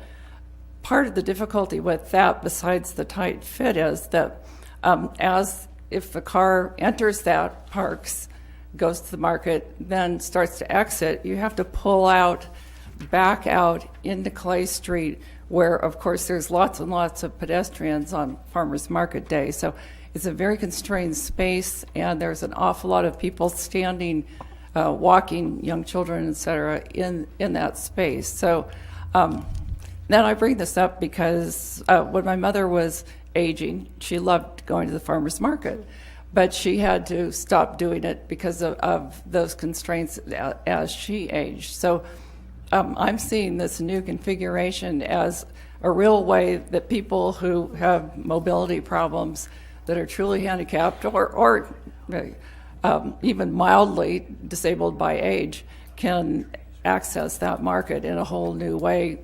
It seems only fair and probably is much more compliant with American Disabilities Act requirements. So it seems to me that by virtue of that move, we really are helping people access in a way that they cannot at this point in time. Thank you. Thank you. Kirk Smith, I have a number of problems about this. This could be the best project since sliced bread. And you've got people clearly divided between those who love your project and those who don't. But my concern has to do with just being straight with the public and providing the kind of information that we as members of the public deserve. I was in this room on April the 4th, Mayor, and you very kindly, along with other people, the staff, provided answers to questions like this project. You had a couple of the drawings up there, and that was one of them. They're misrepresentations to what was described. That's not accurate. I went out with people using a contractor's tape measure and measured it all out. That doesn't fit over what you have. As with reference to the issue of liability, just to tell you, I'm assuming that Jim didn't have a lawyer because on the face of your lease, I can't imagine you got independent advice because it says that he assumes the responsibility, holds you harmless. It only takes one person with a wheelchair to get on your property and you got yourself a lawsuit. How do I know? My parents were sued. It cost about $250,000 in liability for just that one trip on a wheelchair. So that's one problem. And when Jim says that he's got unanimous approval from all of his merchants, well, I'll tell you, I've talked to a number of them, and they didn't get all the information. Believe me, honest guy, I'm sure he didn't make misrepresentations. It's just that he didn't know all of the facts that were involved. And it's particularly disappointing because I've been a loyal merchant. I have defended that market in this room when somebody would make a comment, oh, we're losing money on that place because all that sales tax we lose. And I point out about how the businesses in the area get increased business because of that market on Saturdays, and how it adds to the quality of life, just like Ewell's wonderful programs in this room on education. So I did that to support them when I would prefer to go down to Sacramento to a much larger one. So don't expect me to see there anymore. I don't expect merchants to listen to all, when you have your constituents, your customers, that you have to do what they say, but you really should consult with them. In addition, it's an incredibly great deal, so I want you to know, if you want to put it up to bid, I will pay you more money. I would rather went to a nonprofit, but I'll pay you more money. In addition, I've looked at, you got sued once before. Did you look at the order about what you have to do? And the mandate wasn't just the judge. The mandate was issued by the statute. And you got an order that tells you what to do. If somebody tells me this is a totally unanticipated liability, this is a cost we couldn't think of at the time we put the budget together, you knew about this this was in your plans that you submitted for the 45-day comment period. It was discussed as being available possibly as early as late last year. And it's been talked about in this room of moving it to that location for 4 years. It does not look like it's being genuine. I think that the members of the public are entitled to facts. When you say in the report you're going to cut down 20 trees, can you tell us which of the 20 trees? If you're going to put asphalt, as Pierre kindly explained was going to be done, crushed granite, gravel on there, can you show me where it's going to be? Because that green up there is not going to be there. It's gone. Is the 20 trees going to include what's in the ditch, the canal, the creek? Because in order for it to build out to here, in order for you to go this far, there's no room for one canopy 10 feet, let alone any more, that's depicted on there. It's not accurate. It's like a shell game. It's not that you intended it, but we need to know finish your the benefit comments, of what Mr. you're doing. Smith. Wouldn't that make sense? Wouldn't that be nice? Thank you. Thank you. Any additional comments? All right. Come on back. Lois and I have gone out there and, measured that area. And as far as the vendors coming in and going out, I think that we could handle that in a very organized manner to where there wouldn't be any problem, to get them in and out. And there is parking available in addition to their tent, pretty much at every location that we have laid out along that trail. So from that one point, I think that's an important point to make. I think it's a lot more manageable than, it might seem, but Lois has been in design for 35 years. She's retired now, but she's very good at that and been a big asset to us. So I just wanted to let the council know that we've been out there and spent some time on looking at that, and also with the council, walking through there. So I just wanted to add that. I appreciate that. Thank you. Thank you for that clarification. I saw a couple other people wanting to come on down. Good evening. Hi there. My name is Lisa. I'm tribal liaison for the Wampanoag Nissan Miwok. And we'd like to thank you for inviting us to the consultation meeting that you'll be having with us on June 6th at 9:30 a.m. We have a few questions. We've been reviewing the general plan on this project, and we would like to see the dimensioned engineering drawings to this project. Is this on the farmer's market? Correct. That's what we're commenting on right now. Yes, Yeah, okay. so that we could chalk it out and actually see what it would look like according to dimensions and GPS measurements. The drawings that are continually posted describing the project do not properly show the context that it's being constructed in. For instance, the proximity to the freeway, the proximity to the current Clay Street and current Locust Street, and then the future overlay on top of that. The next thing that we're concerned about, too, is our understanding that the city wants to start construction before our meeting that we'll be having next week, and we would like, the city to wait and talk to us because that is a sensitive area for the Native people. The next thing is that we've been taking a look at the lease, and on page 3 of your lease, it says that the landlord is not responsible for making the area ADA compliant. That would make the farmers market area uninsurable for the gentleman that will be putting the farmers market on it. So you might want to take a look at your lease and consider how that would affect him, and maybe he'd like to consult an attorney also, because it currently, where the farmers market is today, does provide ADA compliance with it being in the parking lot. It is already accessible with the current designs that everybody has, well, the way it's been laid out. And the lease says on page 3 that the landlord is not responsible for this new design being ADA compliant, which I think is a problem with the federal guidelines. And we've also taped the trees again and put ribbons around them, and we've sent you an email with pictures showing you that we've done that. So again, we would like to make you aware that we are concerned about this project, and we would like to be consulted before any further discussion or tear out happens. Thank you. All right. Thank you very much. Madam Mayor, what organization was the speaker representing? Yes. Actually, can you come forward? Vice Mayor Acuna had a question. Sorry. Thank you. We didn't I capture that. didn't hear. I'm sorry, but I didn't clearly get your name or the organization that you're My representing. name is Lisa Perdichisi, and the organization is the Wampanoag Nisenan Miwok Tribe. Thank you. Thank you. Thank you. Thank you, Madam Mayor. Absolutely. Hi, Jennifer from Clay Street.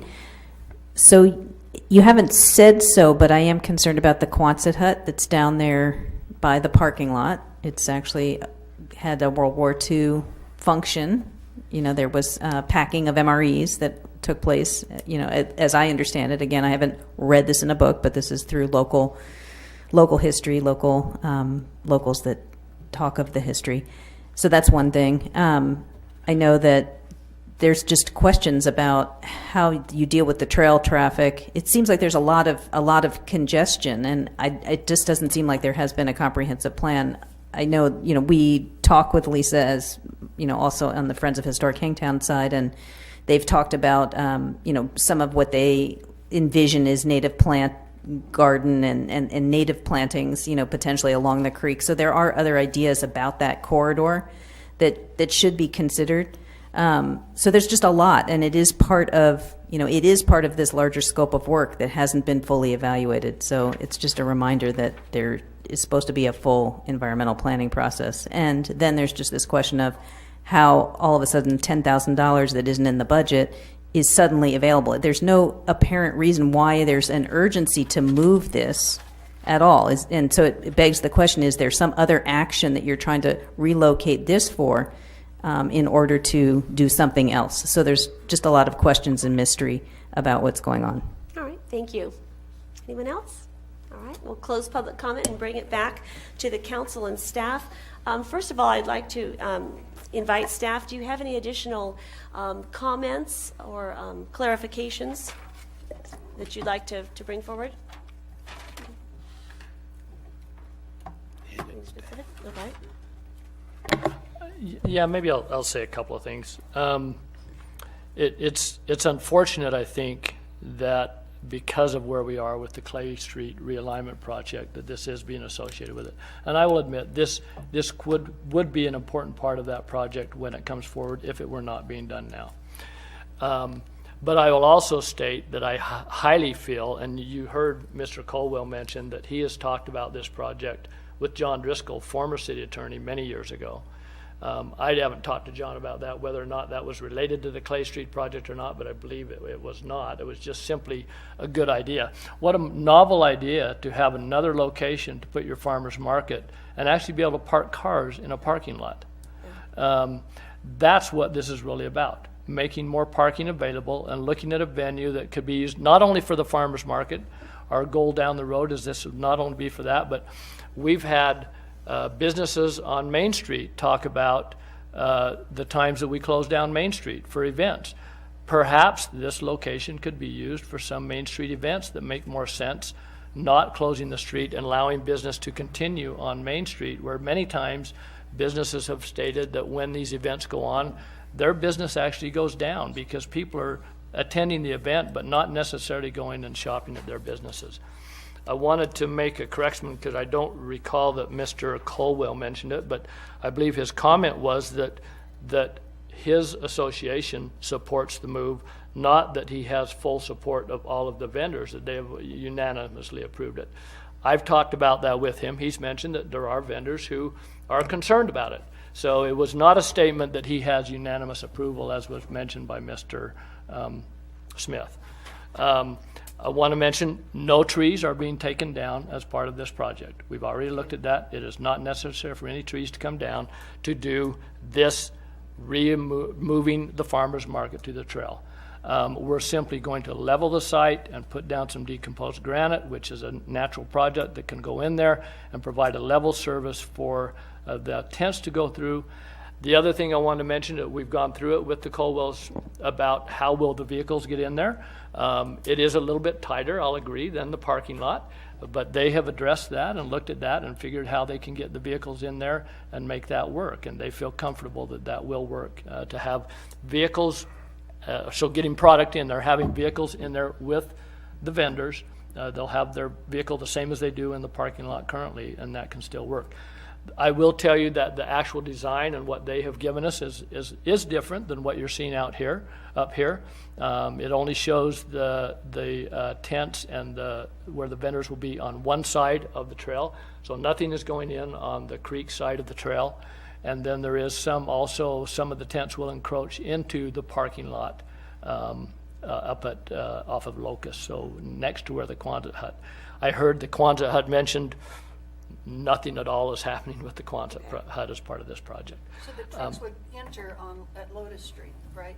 With all they won't enter from Clay Street. The vehicles actually could go from either, but probably from Locust Street.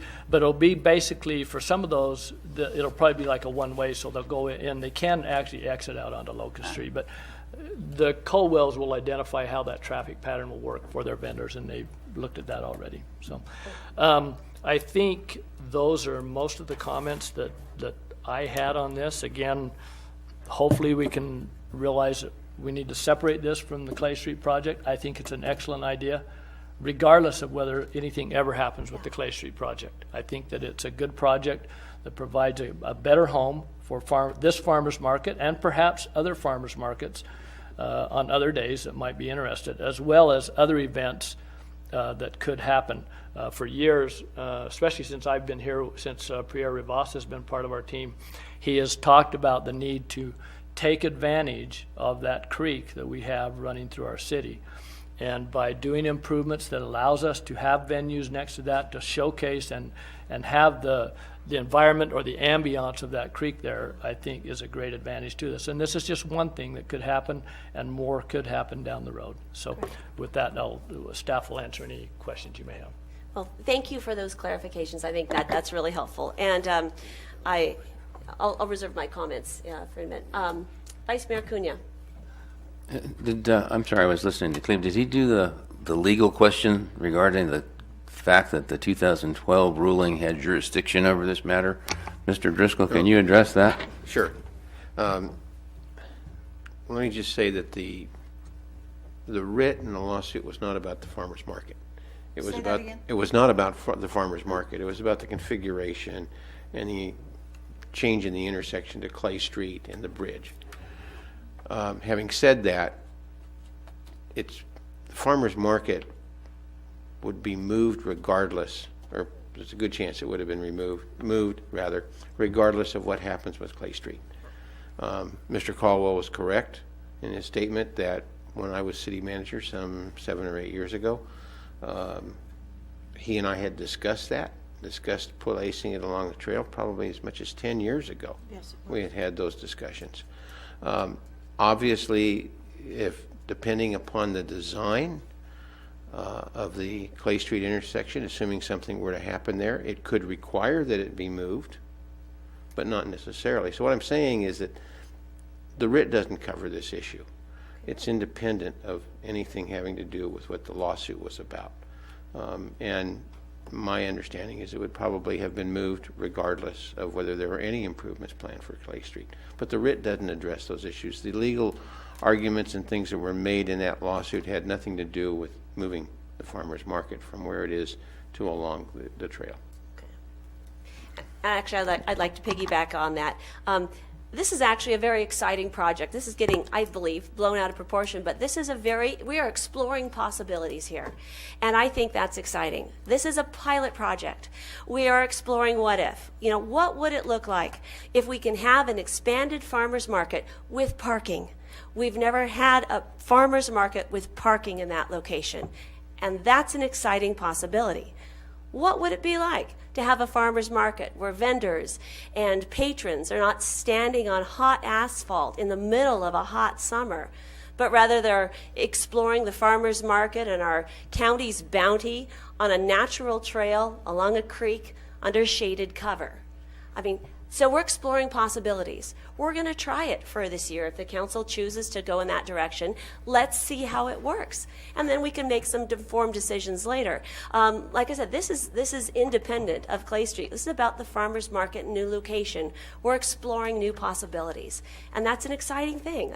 That's not something to be scared about or worried about. If it doesn't work, we'll make an adjustment, but we're exploring new possibilities. Also had an opportunity to meet with the Colwells and our city staff a couple of months ago, maybe several months ago, as we walked through this, and it was really fun to get their perspective. This is their farmers market. It is not our farmers market. It is theirs, and to see what they want, what their vendors want, how they can provide a more enhanced customer experience, and so this program is based on what they want from their business. And, I know there's been a lot of talk about all these diagrams and how, we haven't seen all the final product and exactly where things are.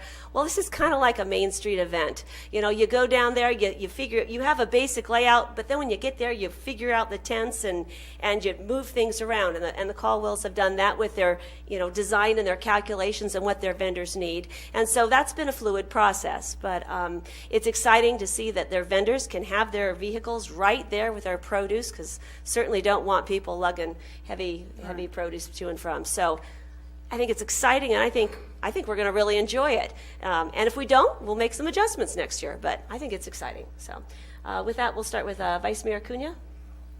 I was going to ask the city manager to clarify the concern about the ADA liability. Was the existing versus the new? Yeah, the only point I wanted to make on that is that's something that's been in our contract since the beginning. That's not new language. We haven't changed any of that language regarding ADA. That's always been there. We've had those discussions with the Colwells, and they understand that. I actually think that the accessibility, from my perspective, will probably be better on the trail. We have another project that's on our agenda tonight, a little later, about that crosswalk right there. Is definitely not getting accessibility from the sidewalk into there currently is not the best. So I think it will be better. And again, all of that language is existing language that has not changed at all for I don't know how long, Steve, at least the last probably 5 or 6 years that language regarding the ADA requirements has been in the contract. All right. So thank you. Any additional Still my turn? questions? Yes. I'll throw it out to staff to think about. I may come back to them, but we are not dealing with undisturbed site here from our perspective. I recognize it as a railroad yard, probably from about 1900, 1910. Southern Pacific Railroad operated on that property, and then it was converted into the El Dorado Trail. The county and the city created that organization that runs that very successful recreational facility. And when the trail was built, the paving and what you see out there now, I remember there was concerns about equestrians being able to come down alongside of the trail. The right type of gravel had to be installed, et cetera, et cetera. So there had to have been an environmental review done on that, at the very least. Not that I think that has any issue, but I mean, really, this is not a site that has sat for 200 years undisturbed.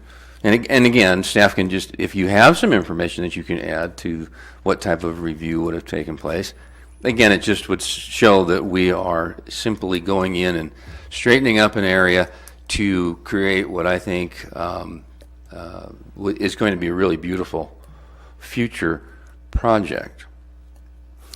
Unfortunately, most of the Friends of Hangtown have just left. Excuse me, the Friends of Historic Hangtown. If I can make my comment? Yes. Yeah, thank you. First of all, I can't thank the Colwells enough. First of all, for 25 years of an extremely successful and extremely popular farmers market. Thank you is a very small word for all the dedication that you have put in for 25 seasons, growing every year until you ran out of room. Having to keep the waiting lists and having to keep the vendors, keep it all straight and positive, and providing the quality that everybody has come to love from that farmers market. So thank you very much for everything that you've done, and your board of directors with the association that is also supports you in that work. You have been a true asset to this community for 25 years, and that is amazing. So thank you very much for all your work on that. Something that I think needs to be pointed out, and Mr. Smith, I'm sure, would recognize that on these drawings the word concept is there, would be the root word of conceptual, which means it is a conceptual drawing. There is no intention to say that this is exactly how we're doing it. So very appropriately, these are concepts. There is no hard and fast, and this goes to some of the concerns of Friends of Historic Hangtown, that we don't have every single dot out there. Don't need to. The Colwells have 25 years of experience. They're going to make this thing work just fine. And I have to go back. I have been not always a big supporter of the farmers market in one sense, and that is the congestion, the pedestrian congestion that has occurred for now I know 25 years, and the good-natured neighbors that have allowed the farmers market to use their parking lots on Saturdays through most of the year now. Intercounty Title allows the use of their private lot. My dentist, Ted Roslin, allows the use of his lot. The attorneys over at the legal office, Mr. Clark and they allow folks to park there. The only one, and I understand it because they're open, is C&H Motors. They need to have access for their customers to come in because they have those type of customers that are definitely hard at work on Saturdays. So we have had this tremendous city event, but we've relied on the good graces of the neighbors to provide most of the parking for it. So as the mayor said, what a unique idea to actually turn the parking lot back into a parking lot and string this farmer's market out along that creek with minimal impact to the site, but a huge improvement to the enjoyability of this market. Walking down the creek, in all my years on this council, we have tried to find either a private or a public use that would actually create what I call a creekscape or creek trail, creekside type of venue. And hopefully we're just minutes away from making a big step towards doing that. Some of the folks that have complained about this in past have used other communities to, when it was appropriate, I suppose, to talk about what we should do to protect the creek and utilize the creek. And here we have an opportunity to use it and display it, and they choose to be opposed to that. So that's just unfortunate. But I don't think I'm going to have a problem letting that short-sightedness get in the way of what I think is going to be a huge improvement and a real kind of a neat way to recognize the Caldwell's 25th year. is to move them onto a really first step along the creek. Thank you, Vice Mayor Cunha. Councilmember Borelli. Okay, well, I agree with everything that's been said. I too, I'm on my 12th year on the council and been trying really hard to do something with that creek because I really feel it's an asset and something that we tried, and lack of money, we haven't been able to do anything, and this is certainly a start, as you said.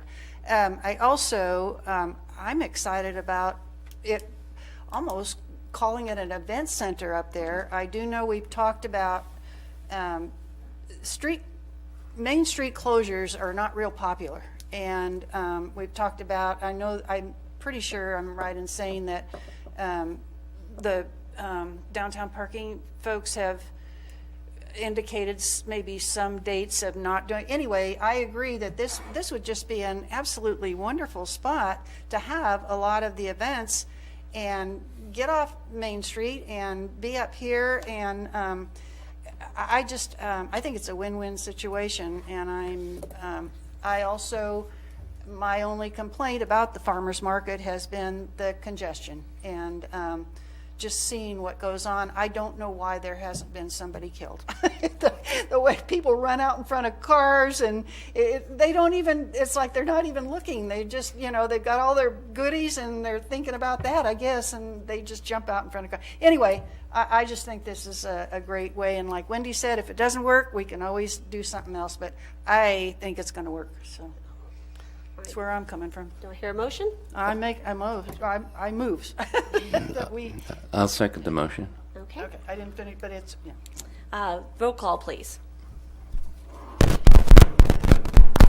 Ooh. Whoa. Vice Mayor Acuna? Aye. Councilmember Borelli? Aye. Mayor Thomas? Aye. Madam Mayor, can I make a comment, clarification? I think that Sure. this to me is a very minimal impact, small move, an excellent spot for the farmers market to relocate. And what you do see up here, again, these are conceptual, and there's shows a restroom and a whole bunch of other things. Those are all future, and those projects would all go through the appropriate public input, designing, review, ability to make suggestions and bring in concerns.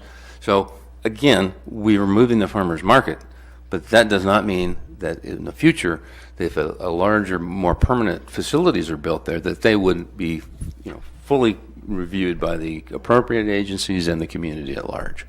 Work in progress. Exactly. With that, we wish you a very successful farmers market season. Looking forward to it. Item 12.2, adopt a resolution approving a construction services contract with Doug Veerkamp for the Clay Street Pavement Repair Project. And, all right. Thank you, Madam Mayor. Mr. Ewell, yes. Yeah. The road surface located at Main and Clay Street has failed, creating an unsafe condition that cannot be repaired without a complete asphalt replacement. Staff has determined that due to the magnitude of the repair, it is in the city's best interest to have a third party conduct the repair work.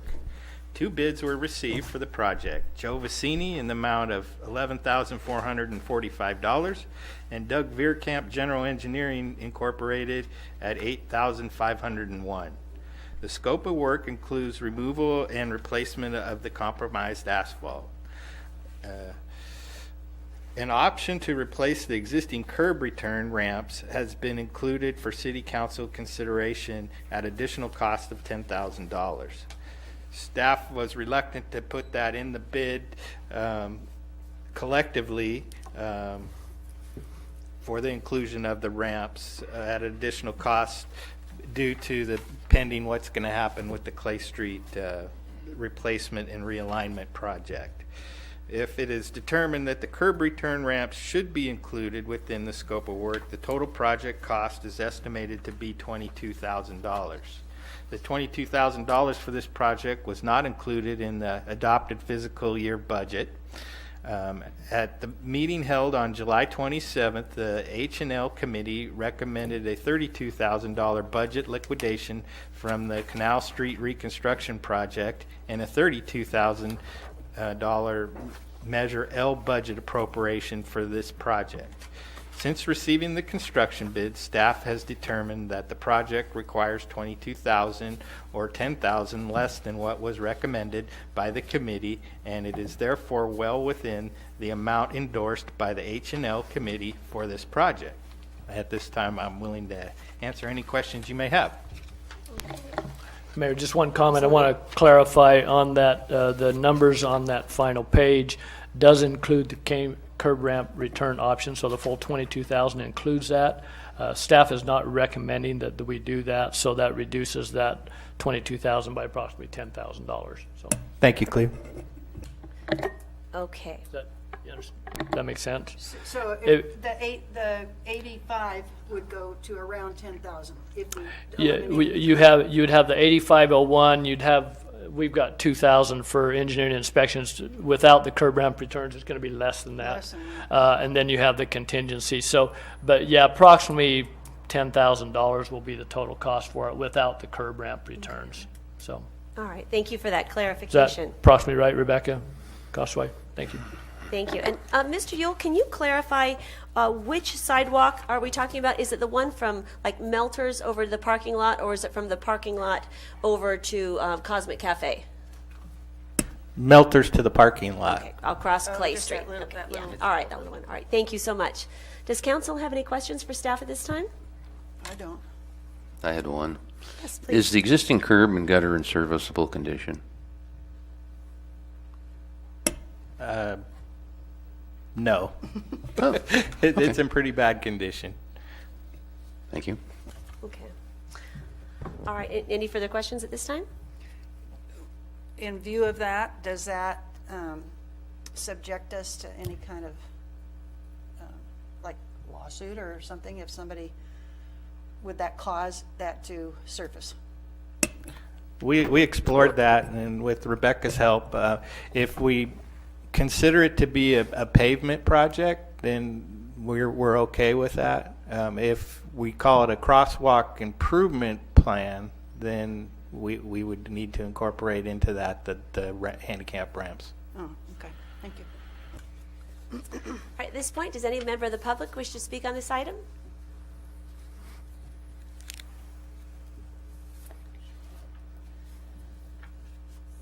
Oh, excuse me.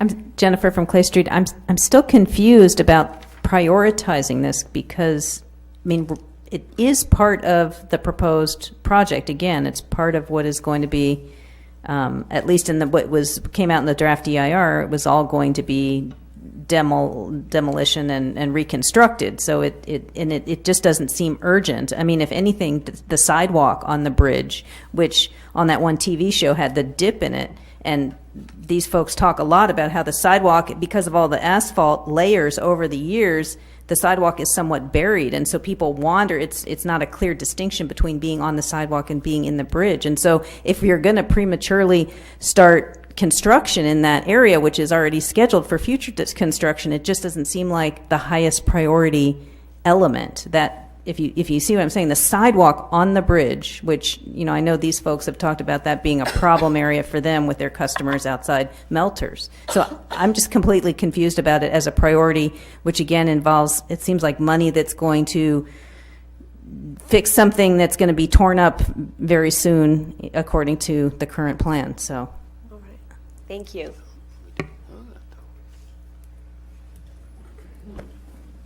Okay, I get it. That's an abstract. It's an impressionist thing. It's an illustration. But it doesn't have anything to do with what you proposed tonight. Likewise for this one. Mr. Smith, are you talking about the crosswalk project? Beg your pardon? Okay, you're talking about the crosswalk project? Are you talking about the crosswalk project? Yes, Okay. because we know how irrelevant that one is. We don't even have anything for the crosswalk, do we? Did I miss it? Was it in there?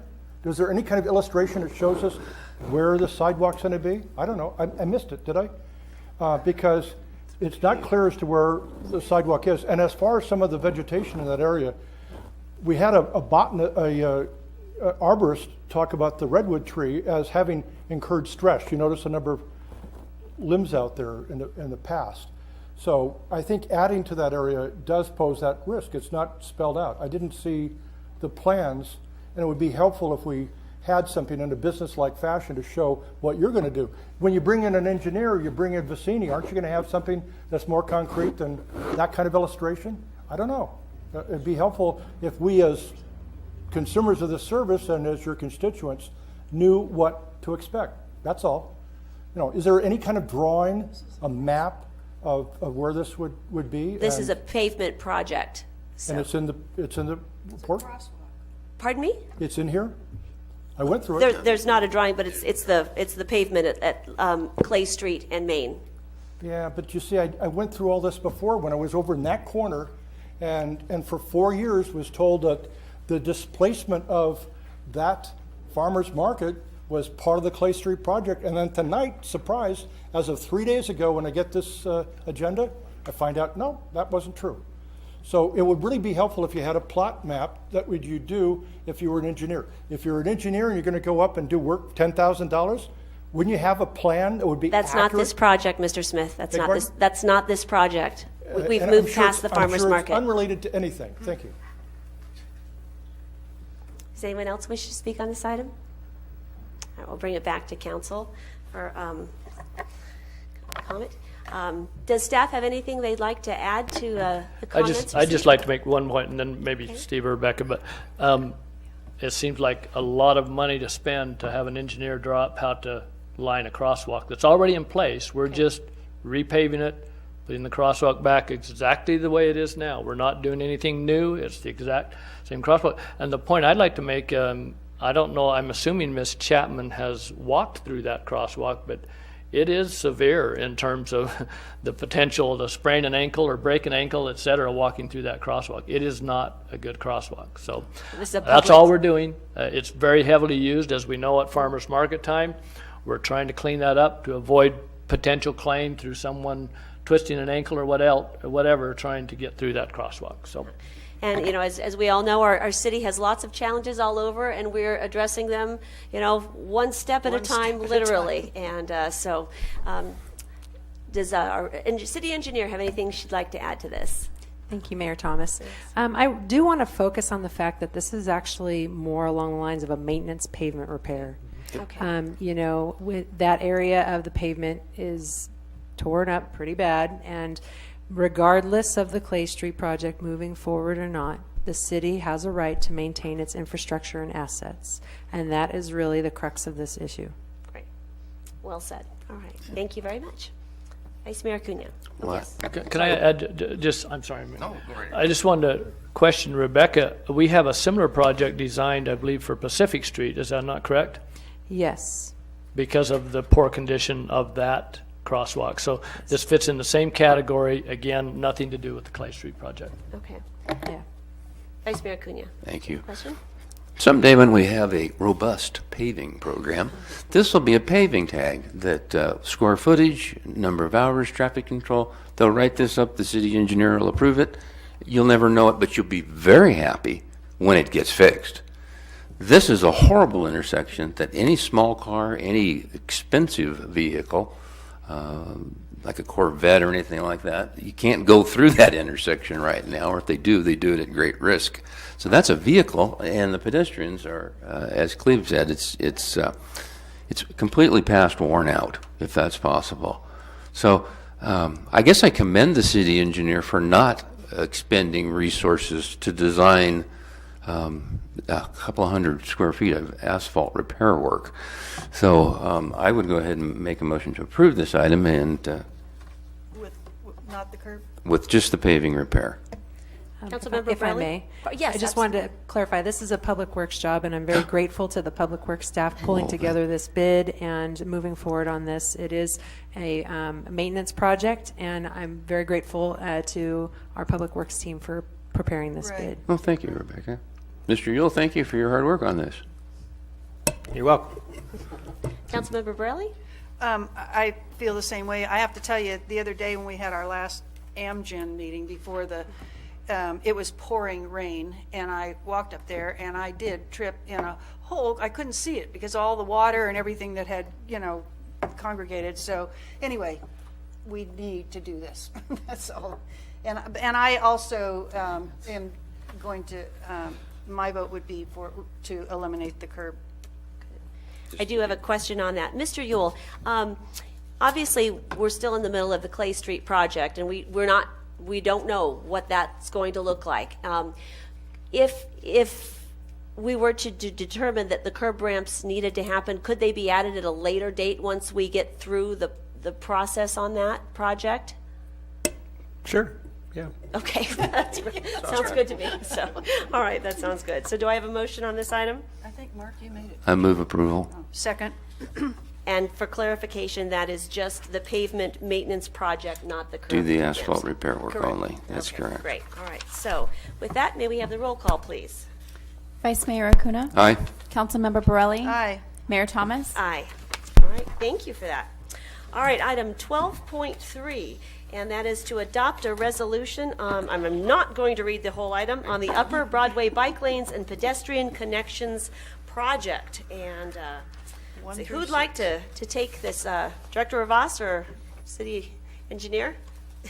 Rebecca Neves? Good evening, Madam Mayor, Vice Mayor Acuna, and Councilmember Borelli. I just wanted to remind you that this project, the Upper Broadway Bike Lanes project and the Pedestrian Connection Project, were before you at your April 10th meeting of this year, approving the CEQA environmental document. The approvals that took place that evening allowed the project to move forward into the final design and right-of-way phases, which is the basis for the item before you this evening.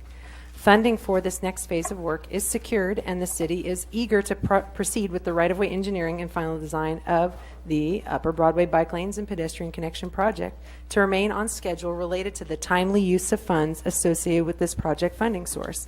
As a side note to the funding sources that are contributing to this project, we did receive CMAQ funds, Congestion Mitigation Air Quality Funds, from El Dorado County Transportation Commission, and that helped us fund the environmental process of the project, as well as portions of the design.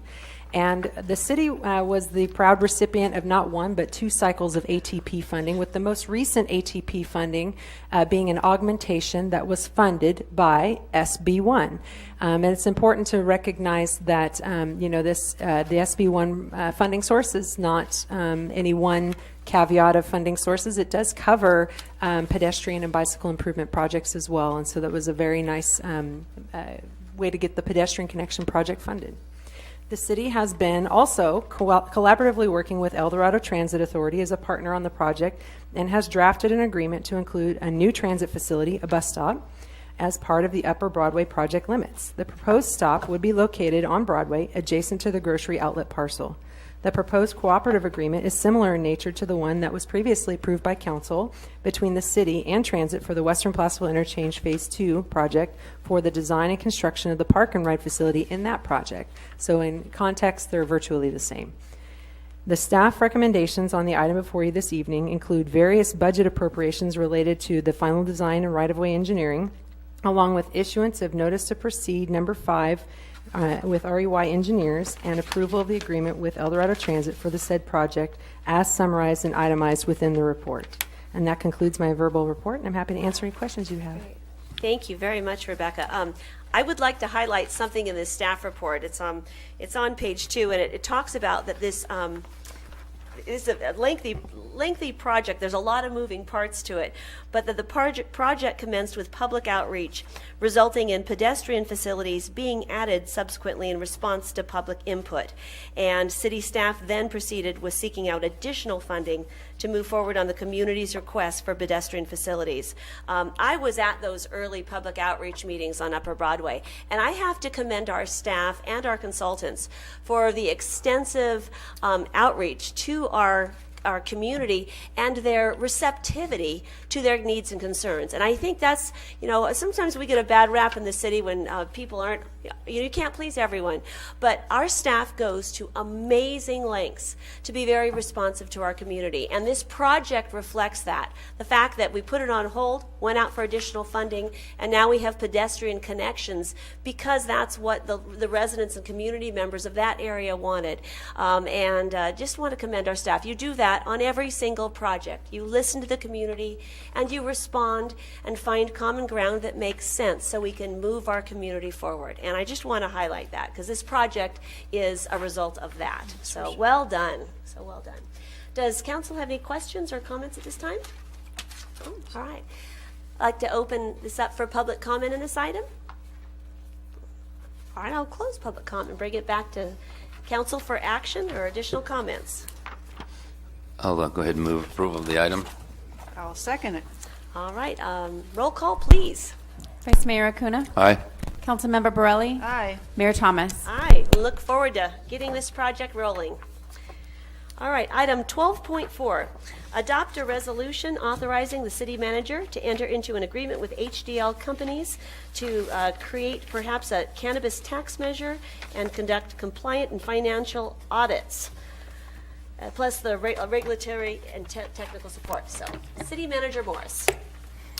Thank you, Mayor and Council. As you may recall, in December of 2015, the Council adopted an ordinance which basically prohibited all types of cannabis activity at that time. Following that, November of 16, we all know the ballot measure that was approved legalizing adult use of marijuana in the state of California. At that time, the state was directed to create guidelines and regulations to define how those businesses, how adult use businesses would carry on in the future. Also, on October of 2017, the City Council adopted an urgency ordinance at that time, still prohibiting all types of cannabis business in the city of Placerville. There was a requirement that the state had to have regulations out in January 1st of 2018. As you may or may not know, the state still has not finalized the permanent regulations. We're still in an emergency regulation mode. In fact, there was recently a proposal that I came across my desk just this week about some changes to the emergency regulation that they are proposing. So those are still going on. For those reasons, back in October of 2017, we said, let's wait and see what those are, but there was interest in bringing it back at a certain time. So even though those have not been finalized, we feel that we have the emergency regulations, we kind of know the direction that they're going, and that we could consider proceeding at this point. Actually in April, we had a special workshop where with the council to look at the different laws and talk about what different programs could be in place there and businesses, what we could do. And as was mentioned earlier tonight, we have an additional workshop scheduled for May 29th, next week. At that meeting, we'll present different options again and get more comments on what types of businesses we may or may not want to consider having in the city.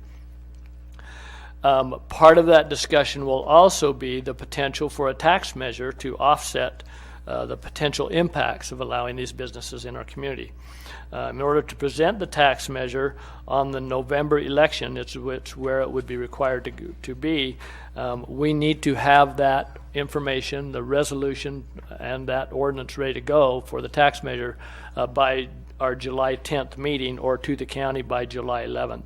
So in order to make that happen, you can see that's a pretty short time table to make that happen. Because of that, and because of current staff workloads, we solicited a proposal from HDL, Hindeleiter de Lamas, who also monitors our sales tax for us in the city. So we have a pretty good history with them and their work. They do great work for us on our sales tax. This company has also been working with many cities on the cannabis issue and helping them prepare their business regulations ordinance and also their tax measures, and then also assisting. There's another ordinance that will be required, which will be in our zoning code. So all of those items need to come together and be in place for us to have these businesses move forward. So Hindeleiter de Lamas has provided us a proposal, which you can see attached to your agenda. They'll provide the expertise to help us create the business regulation ordinance. They will present prepare the business application that the applicants would use to apply for having a business in the city. They will assist with the screening of those. They will also help and set up an interview panel that will then interview those businesses to consider who we would allow to come in the city, and then assist with the final selection and presentation to the council. They will also help us look at cost recovery and fee analysis in terms of what it will take to do this. and then also develop a tax strategy and the ballot measure that I previously referred to. And then the final part, which is an optional item, is one that they have proposed, which will be the annual inspections and financial audit, which is another big part of making sure these businesses are following the law, the state law, as well as our local regulations that we would come up with. The unique thing about the HDL proposal is that all of the proposed costs that you can see in here, which comes to a total of $29,500, would be recovered through the licensing process. So the city would not be required to front any money to them. And in fact, if they decide, if for some reason we go through the tax measure but then are not able to adopt the business license or the regulations, so we do not proceed with any and do not allow it, we go the other direction and decide to outlaw this as we currently do, there's no payment to them. They know that that's their risk and that they would not require payment unless we do actually license somebody and then we receive those fees that would pay their costs at that time. So that is also attractive to us. It allows us to not have to front the money and put that up early on in the process. As noted previously, we have the May 29th workshop. A flyer was distributed as part of that in our May utility bill, so we're hoping that we have a good turnout at that meeting. Now, we want to get as much public input on this as we can. We're asking you to approve this agreement tonight simply because of that tight turnaround to get a tax measure on the ballot if we choose to do that. HDL has agreed that they would proceed with that process of assisting us in developing the tax measure, even though they don't know for sure that because I'm assuming that based on what happens on May 29th, the council will have a pretty good idea where you want to go at that time, and I think we want to look at moving forward as where we're at right now.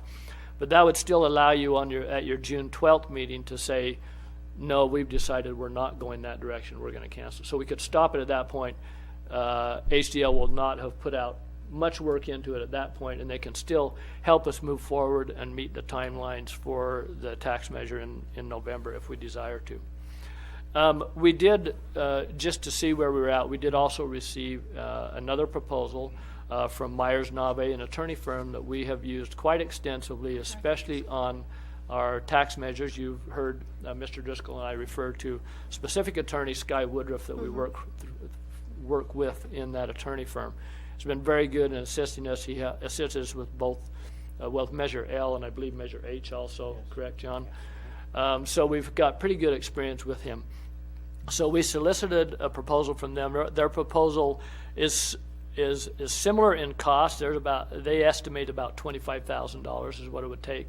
They do many of the services that HDL would do. They do not do the annual audits, the optional item that was in their proposal. So the annual audits and inspections is not part of what they would do.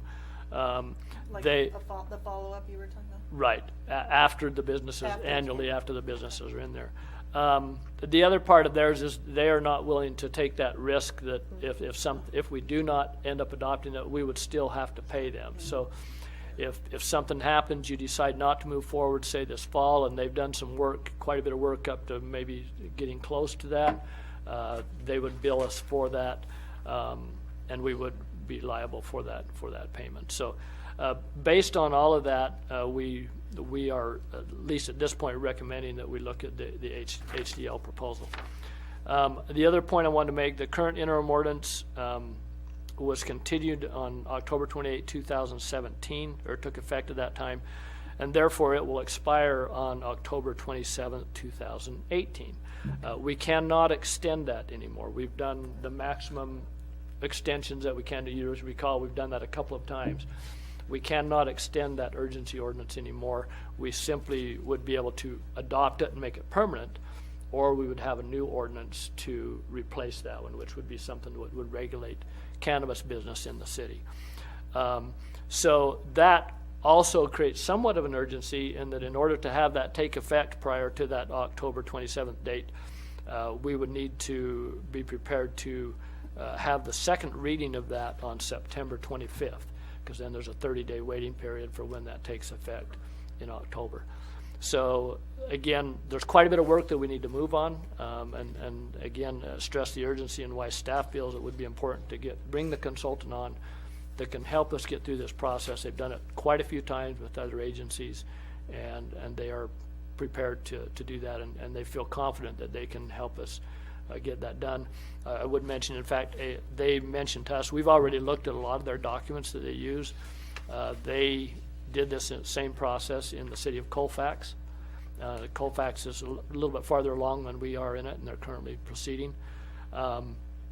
And so we've seen their documents they have. They told me that they could have a draft tax ordinance to us for the tax measure in about 10 days after approval of the contract. So, and again, that's because they've done this before. They've done it several times, and they kind of know what needs to be done.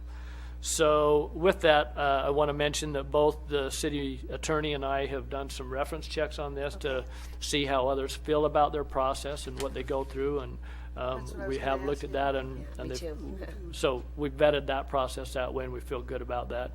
And so with that, we're ready to recommend that you proceed with this contract with HDL. We do not have a contract in here, so what I'm asking is for you to allow myself, and I'll have the city attorney proof that and help me with that, the actual agreement that we would sign with them, but allow us to move forward so that we can meet the timelines that we've outlined tonight. So thank you. Thank you.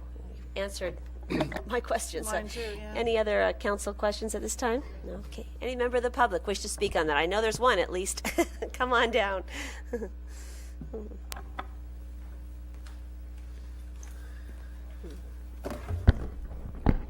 Again, my name is Kelly Chisano, represent Pure Life Collective. I am a resident of the city of Placerville.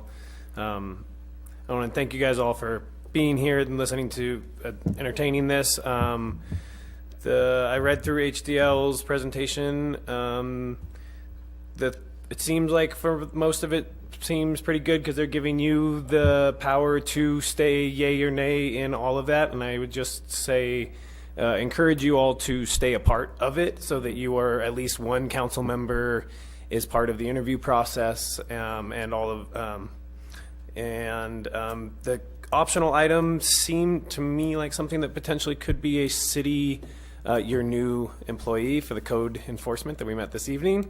Could be something that it's a small portion, the auditing and that thing, that I'm not against it with the HDL doing it. I'm just seeing it as a cost that I think the city could, it's a job that maybe could be created in the city. Those currently, the audits and that stuff, we are checked on by, because I run the current licensed facility in Diamond Springs. So we are audited by the CDTFA, the BCC, and the Department of Public Health and Safety. So there is agencies overseeing us. On the regards to next week meeting, I personally will not be able to be there, unfortunately. My wife will be returning, my partner, Summer, who presented to you guys last time. I wasn't sure. I reached out to Councilmember Clarici, but I'm not, if you would like us to present again, because it seems like there'll probably be more people at this workshop. Okay. We'll have our staff get in touch with you. Okay. All right. Great. Other than that, thank you for your time. All right. Thank you so much, Kelly. Good evening. Council members, Rod Miller, El Dorado County Growers Alliance. Thank you very much for evaluating this proposal. It looks like it's a very well thought out and informed. It's important that Placerville and El Dorado County embrace the thousands of existing cannabis businesses in the county. We certainly believe that the city will have benefit associated with tax revenue and economic activity here in the city of Placerville by supporting retail cannabis at the least. With this proposal, I think one of the things to consider is an evaluation process that's either pass, fail, rather than a rating process. I'd also kind of caution, I know some of our members are concerned about HDL's role in some of the high taxes that are currently kind of plaguing the rollout of retail cannabis in the state. I think at the workshop, I said there were 600 some retail entities in the state. Well, I was wrong because I didn't account for retail entities that have licenses that are both adult use and medical. So actually, there are less than 400 retail locations throughout the whole state of California. Obviously, local government has been part of the problem, but also high taxes are a significant issue. So I would also look at that objective 7 in the scope and the audit portion, as Kelly mentioned, that $8,000 sounds like a significant cost for retail businesses. Thank you very much. Thank you very much.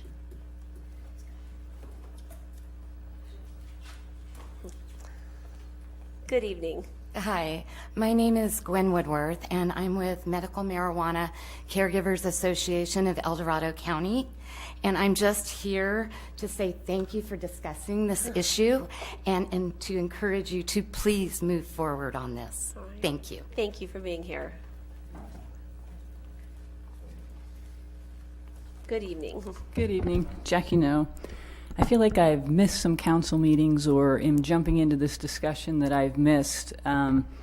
Why we're doing this in emergency. I am not at all in favor of bringing any cannabis to the city. We've tried this. We've had problems. And so we should be having a very big discussion about why we would do this. So I'm very uncomfortable with this rushed nature of hurry up and here's all these positives. Where's the balance sheet?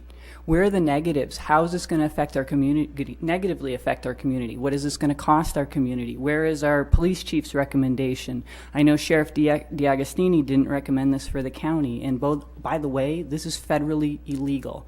Just because the state is doing it, if you were going to pick something to rebel against, I wish you would have rebelled against not building that sewer plant to the state regulations. And you're going to say, oh, Jackie, well, there would have been consequences. Well, you don't know that there aren't going to be consequences for this. Just because the federal government hasn't done anything yet doesn't mean they won't.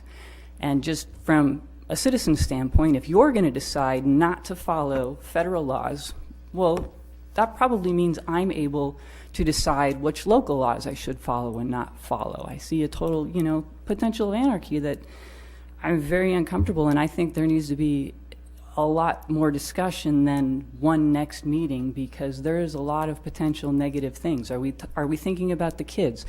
I have no problem with the people who have cancer, medical marijuana, but you want to bring recreational marijuana to the city. What effects does it have on our teenagers' brains as they're trying to develop? If you talk to some of the psychologists and the new studies that are out there, you need to read those. You need to understand what this is going to do to our youth, who is going to have access to this. You're going to bring a whole bunch of that to the city, and it's just like alcohol. They're going to be able to get a hold of it. They are going to get a hold of it.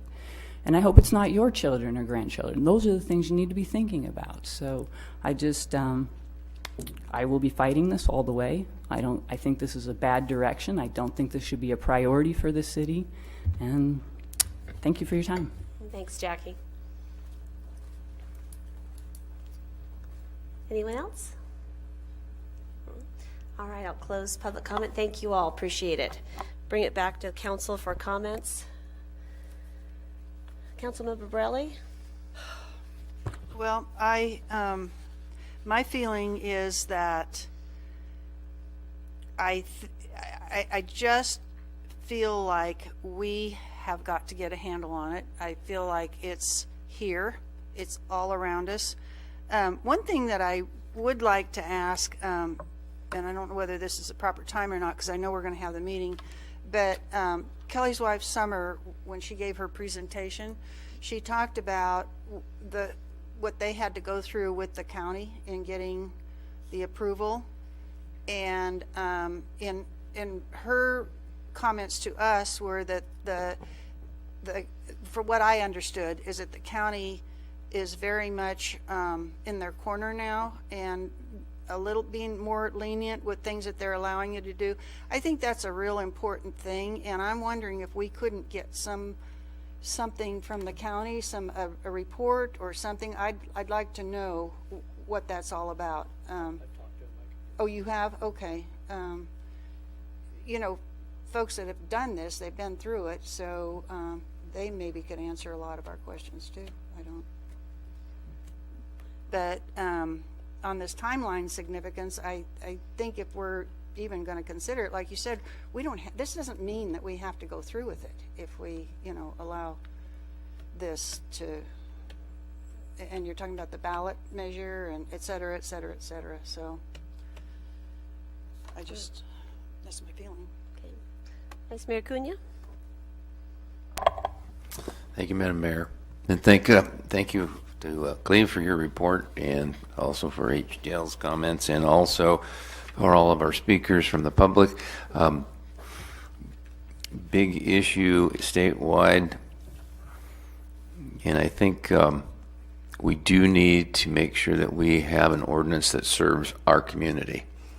I've seen evidence that suggests that if we don't have an ordinance, doesn't mean we have to have an open storefront, but if we don't have an ordinance, I'm afraid that we're going to be at the will of the state. And they will change regulations as they see fit politically, for whatever other things may cause Sacramento to change its mind. My concern is to have something that protects Placerville, that makes sure we understand the impacts. If that's the impact level that our community wants, then we're going to hear that at future meetings.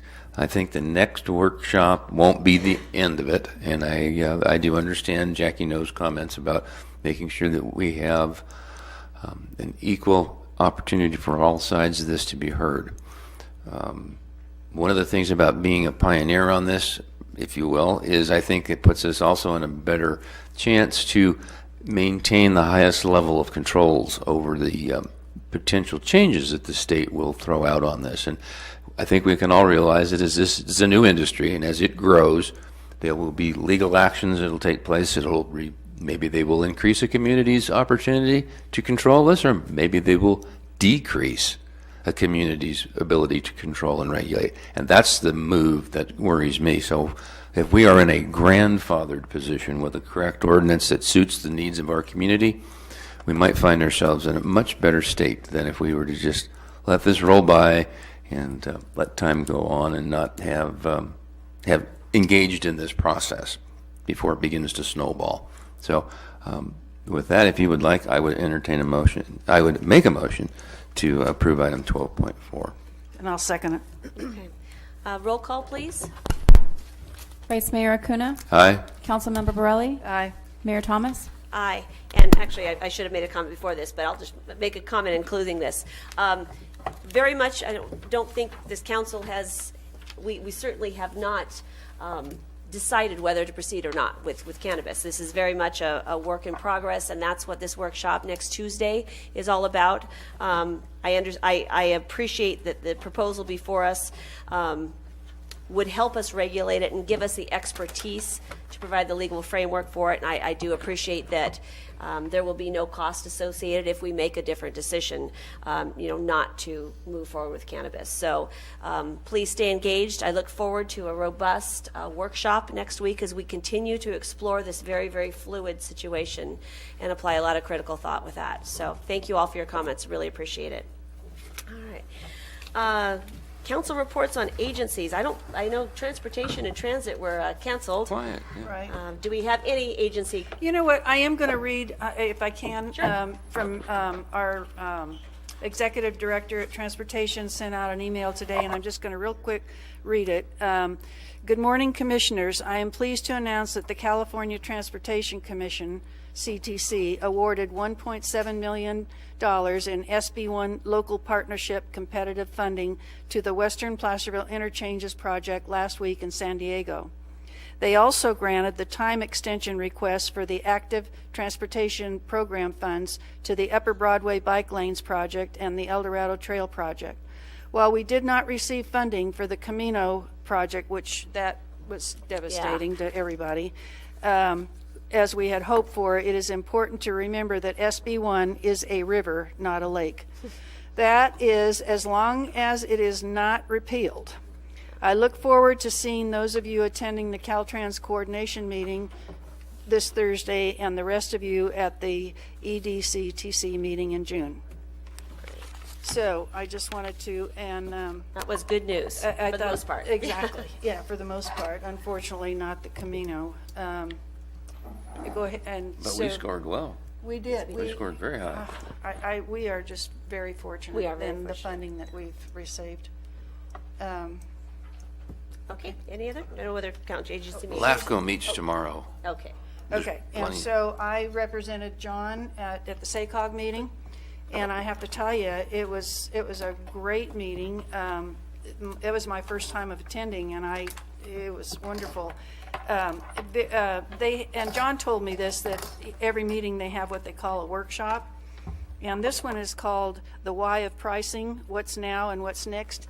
And it was very appropriate for us in that we're talking about Highway 50 and the study that Caltrans and that they're doing, the hot spots and everything. And this whole thing was centered on the congestion discussion.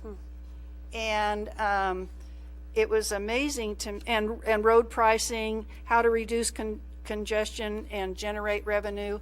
A lot of these, especially the one from San Diego, you know, it's oranges and apples to our project, but it was just amazing to me the way these folks have figured things out. San Diego started with a huge investment, and they have now whittled it down to that they pretty much paid off their whole investment, and you know they're proceeding, and it's just a great.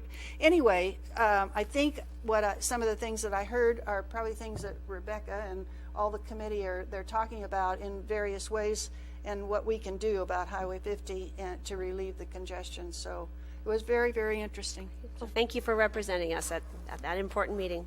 All right. Any requests for future agenda items? No.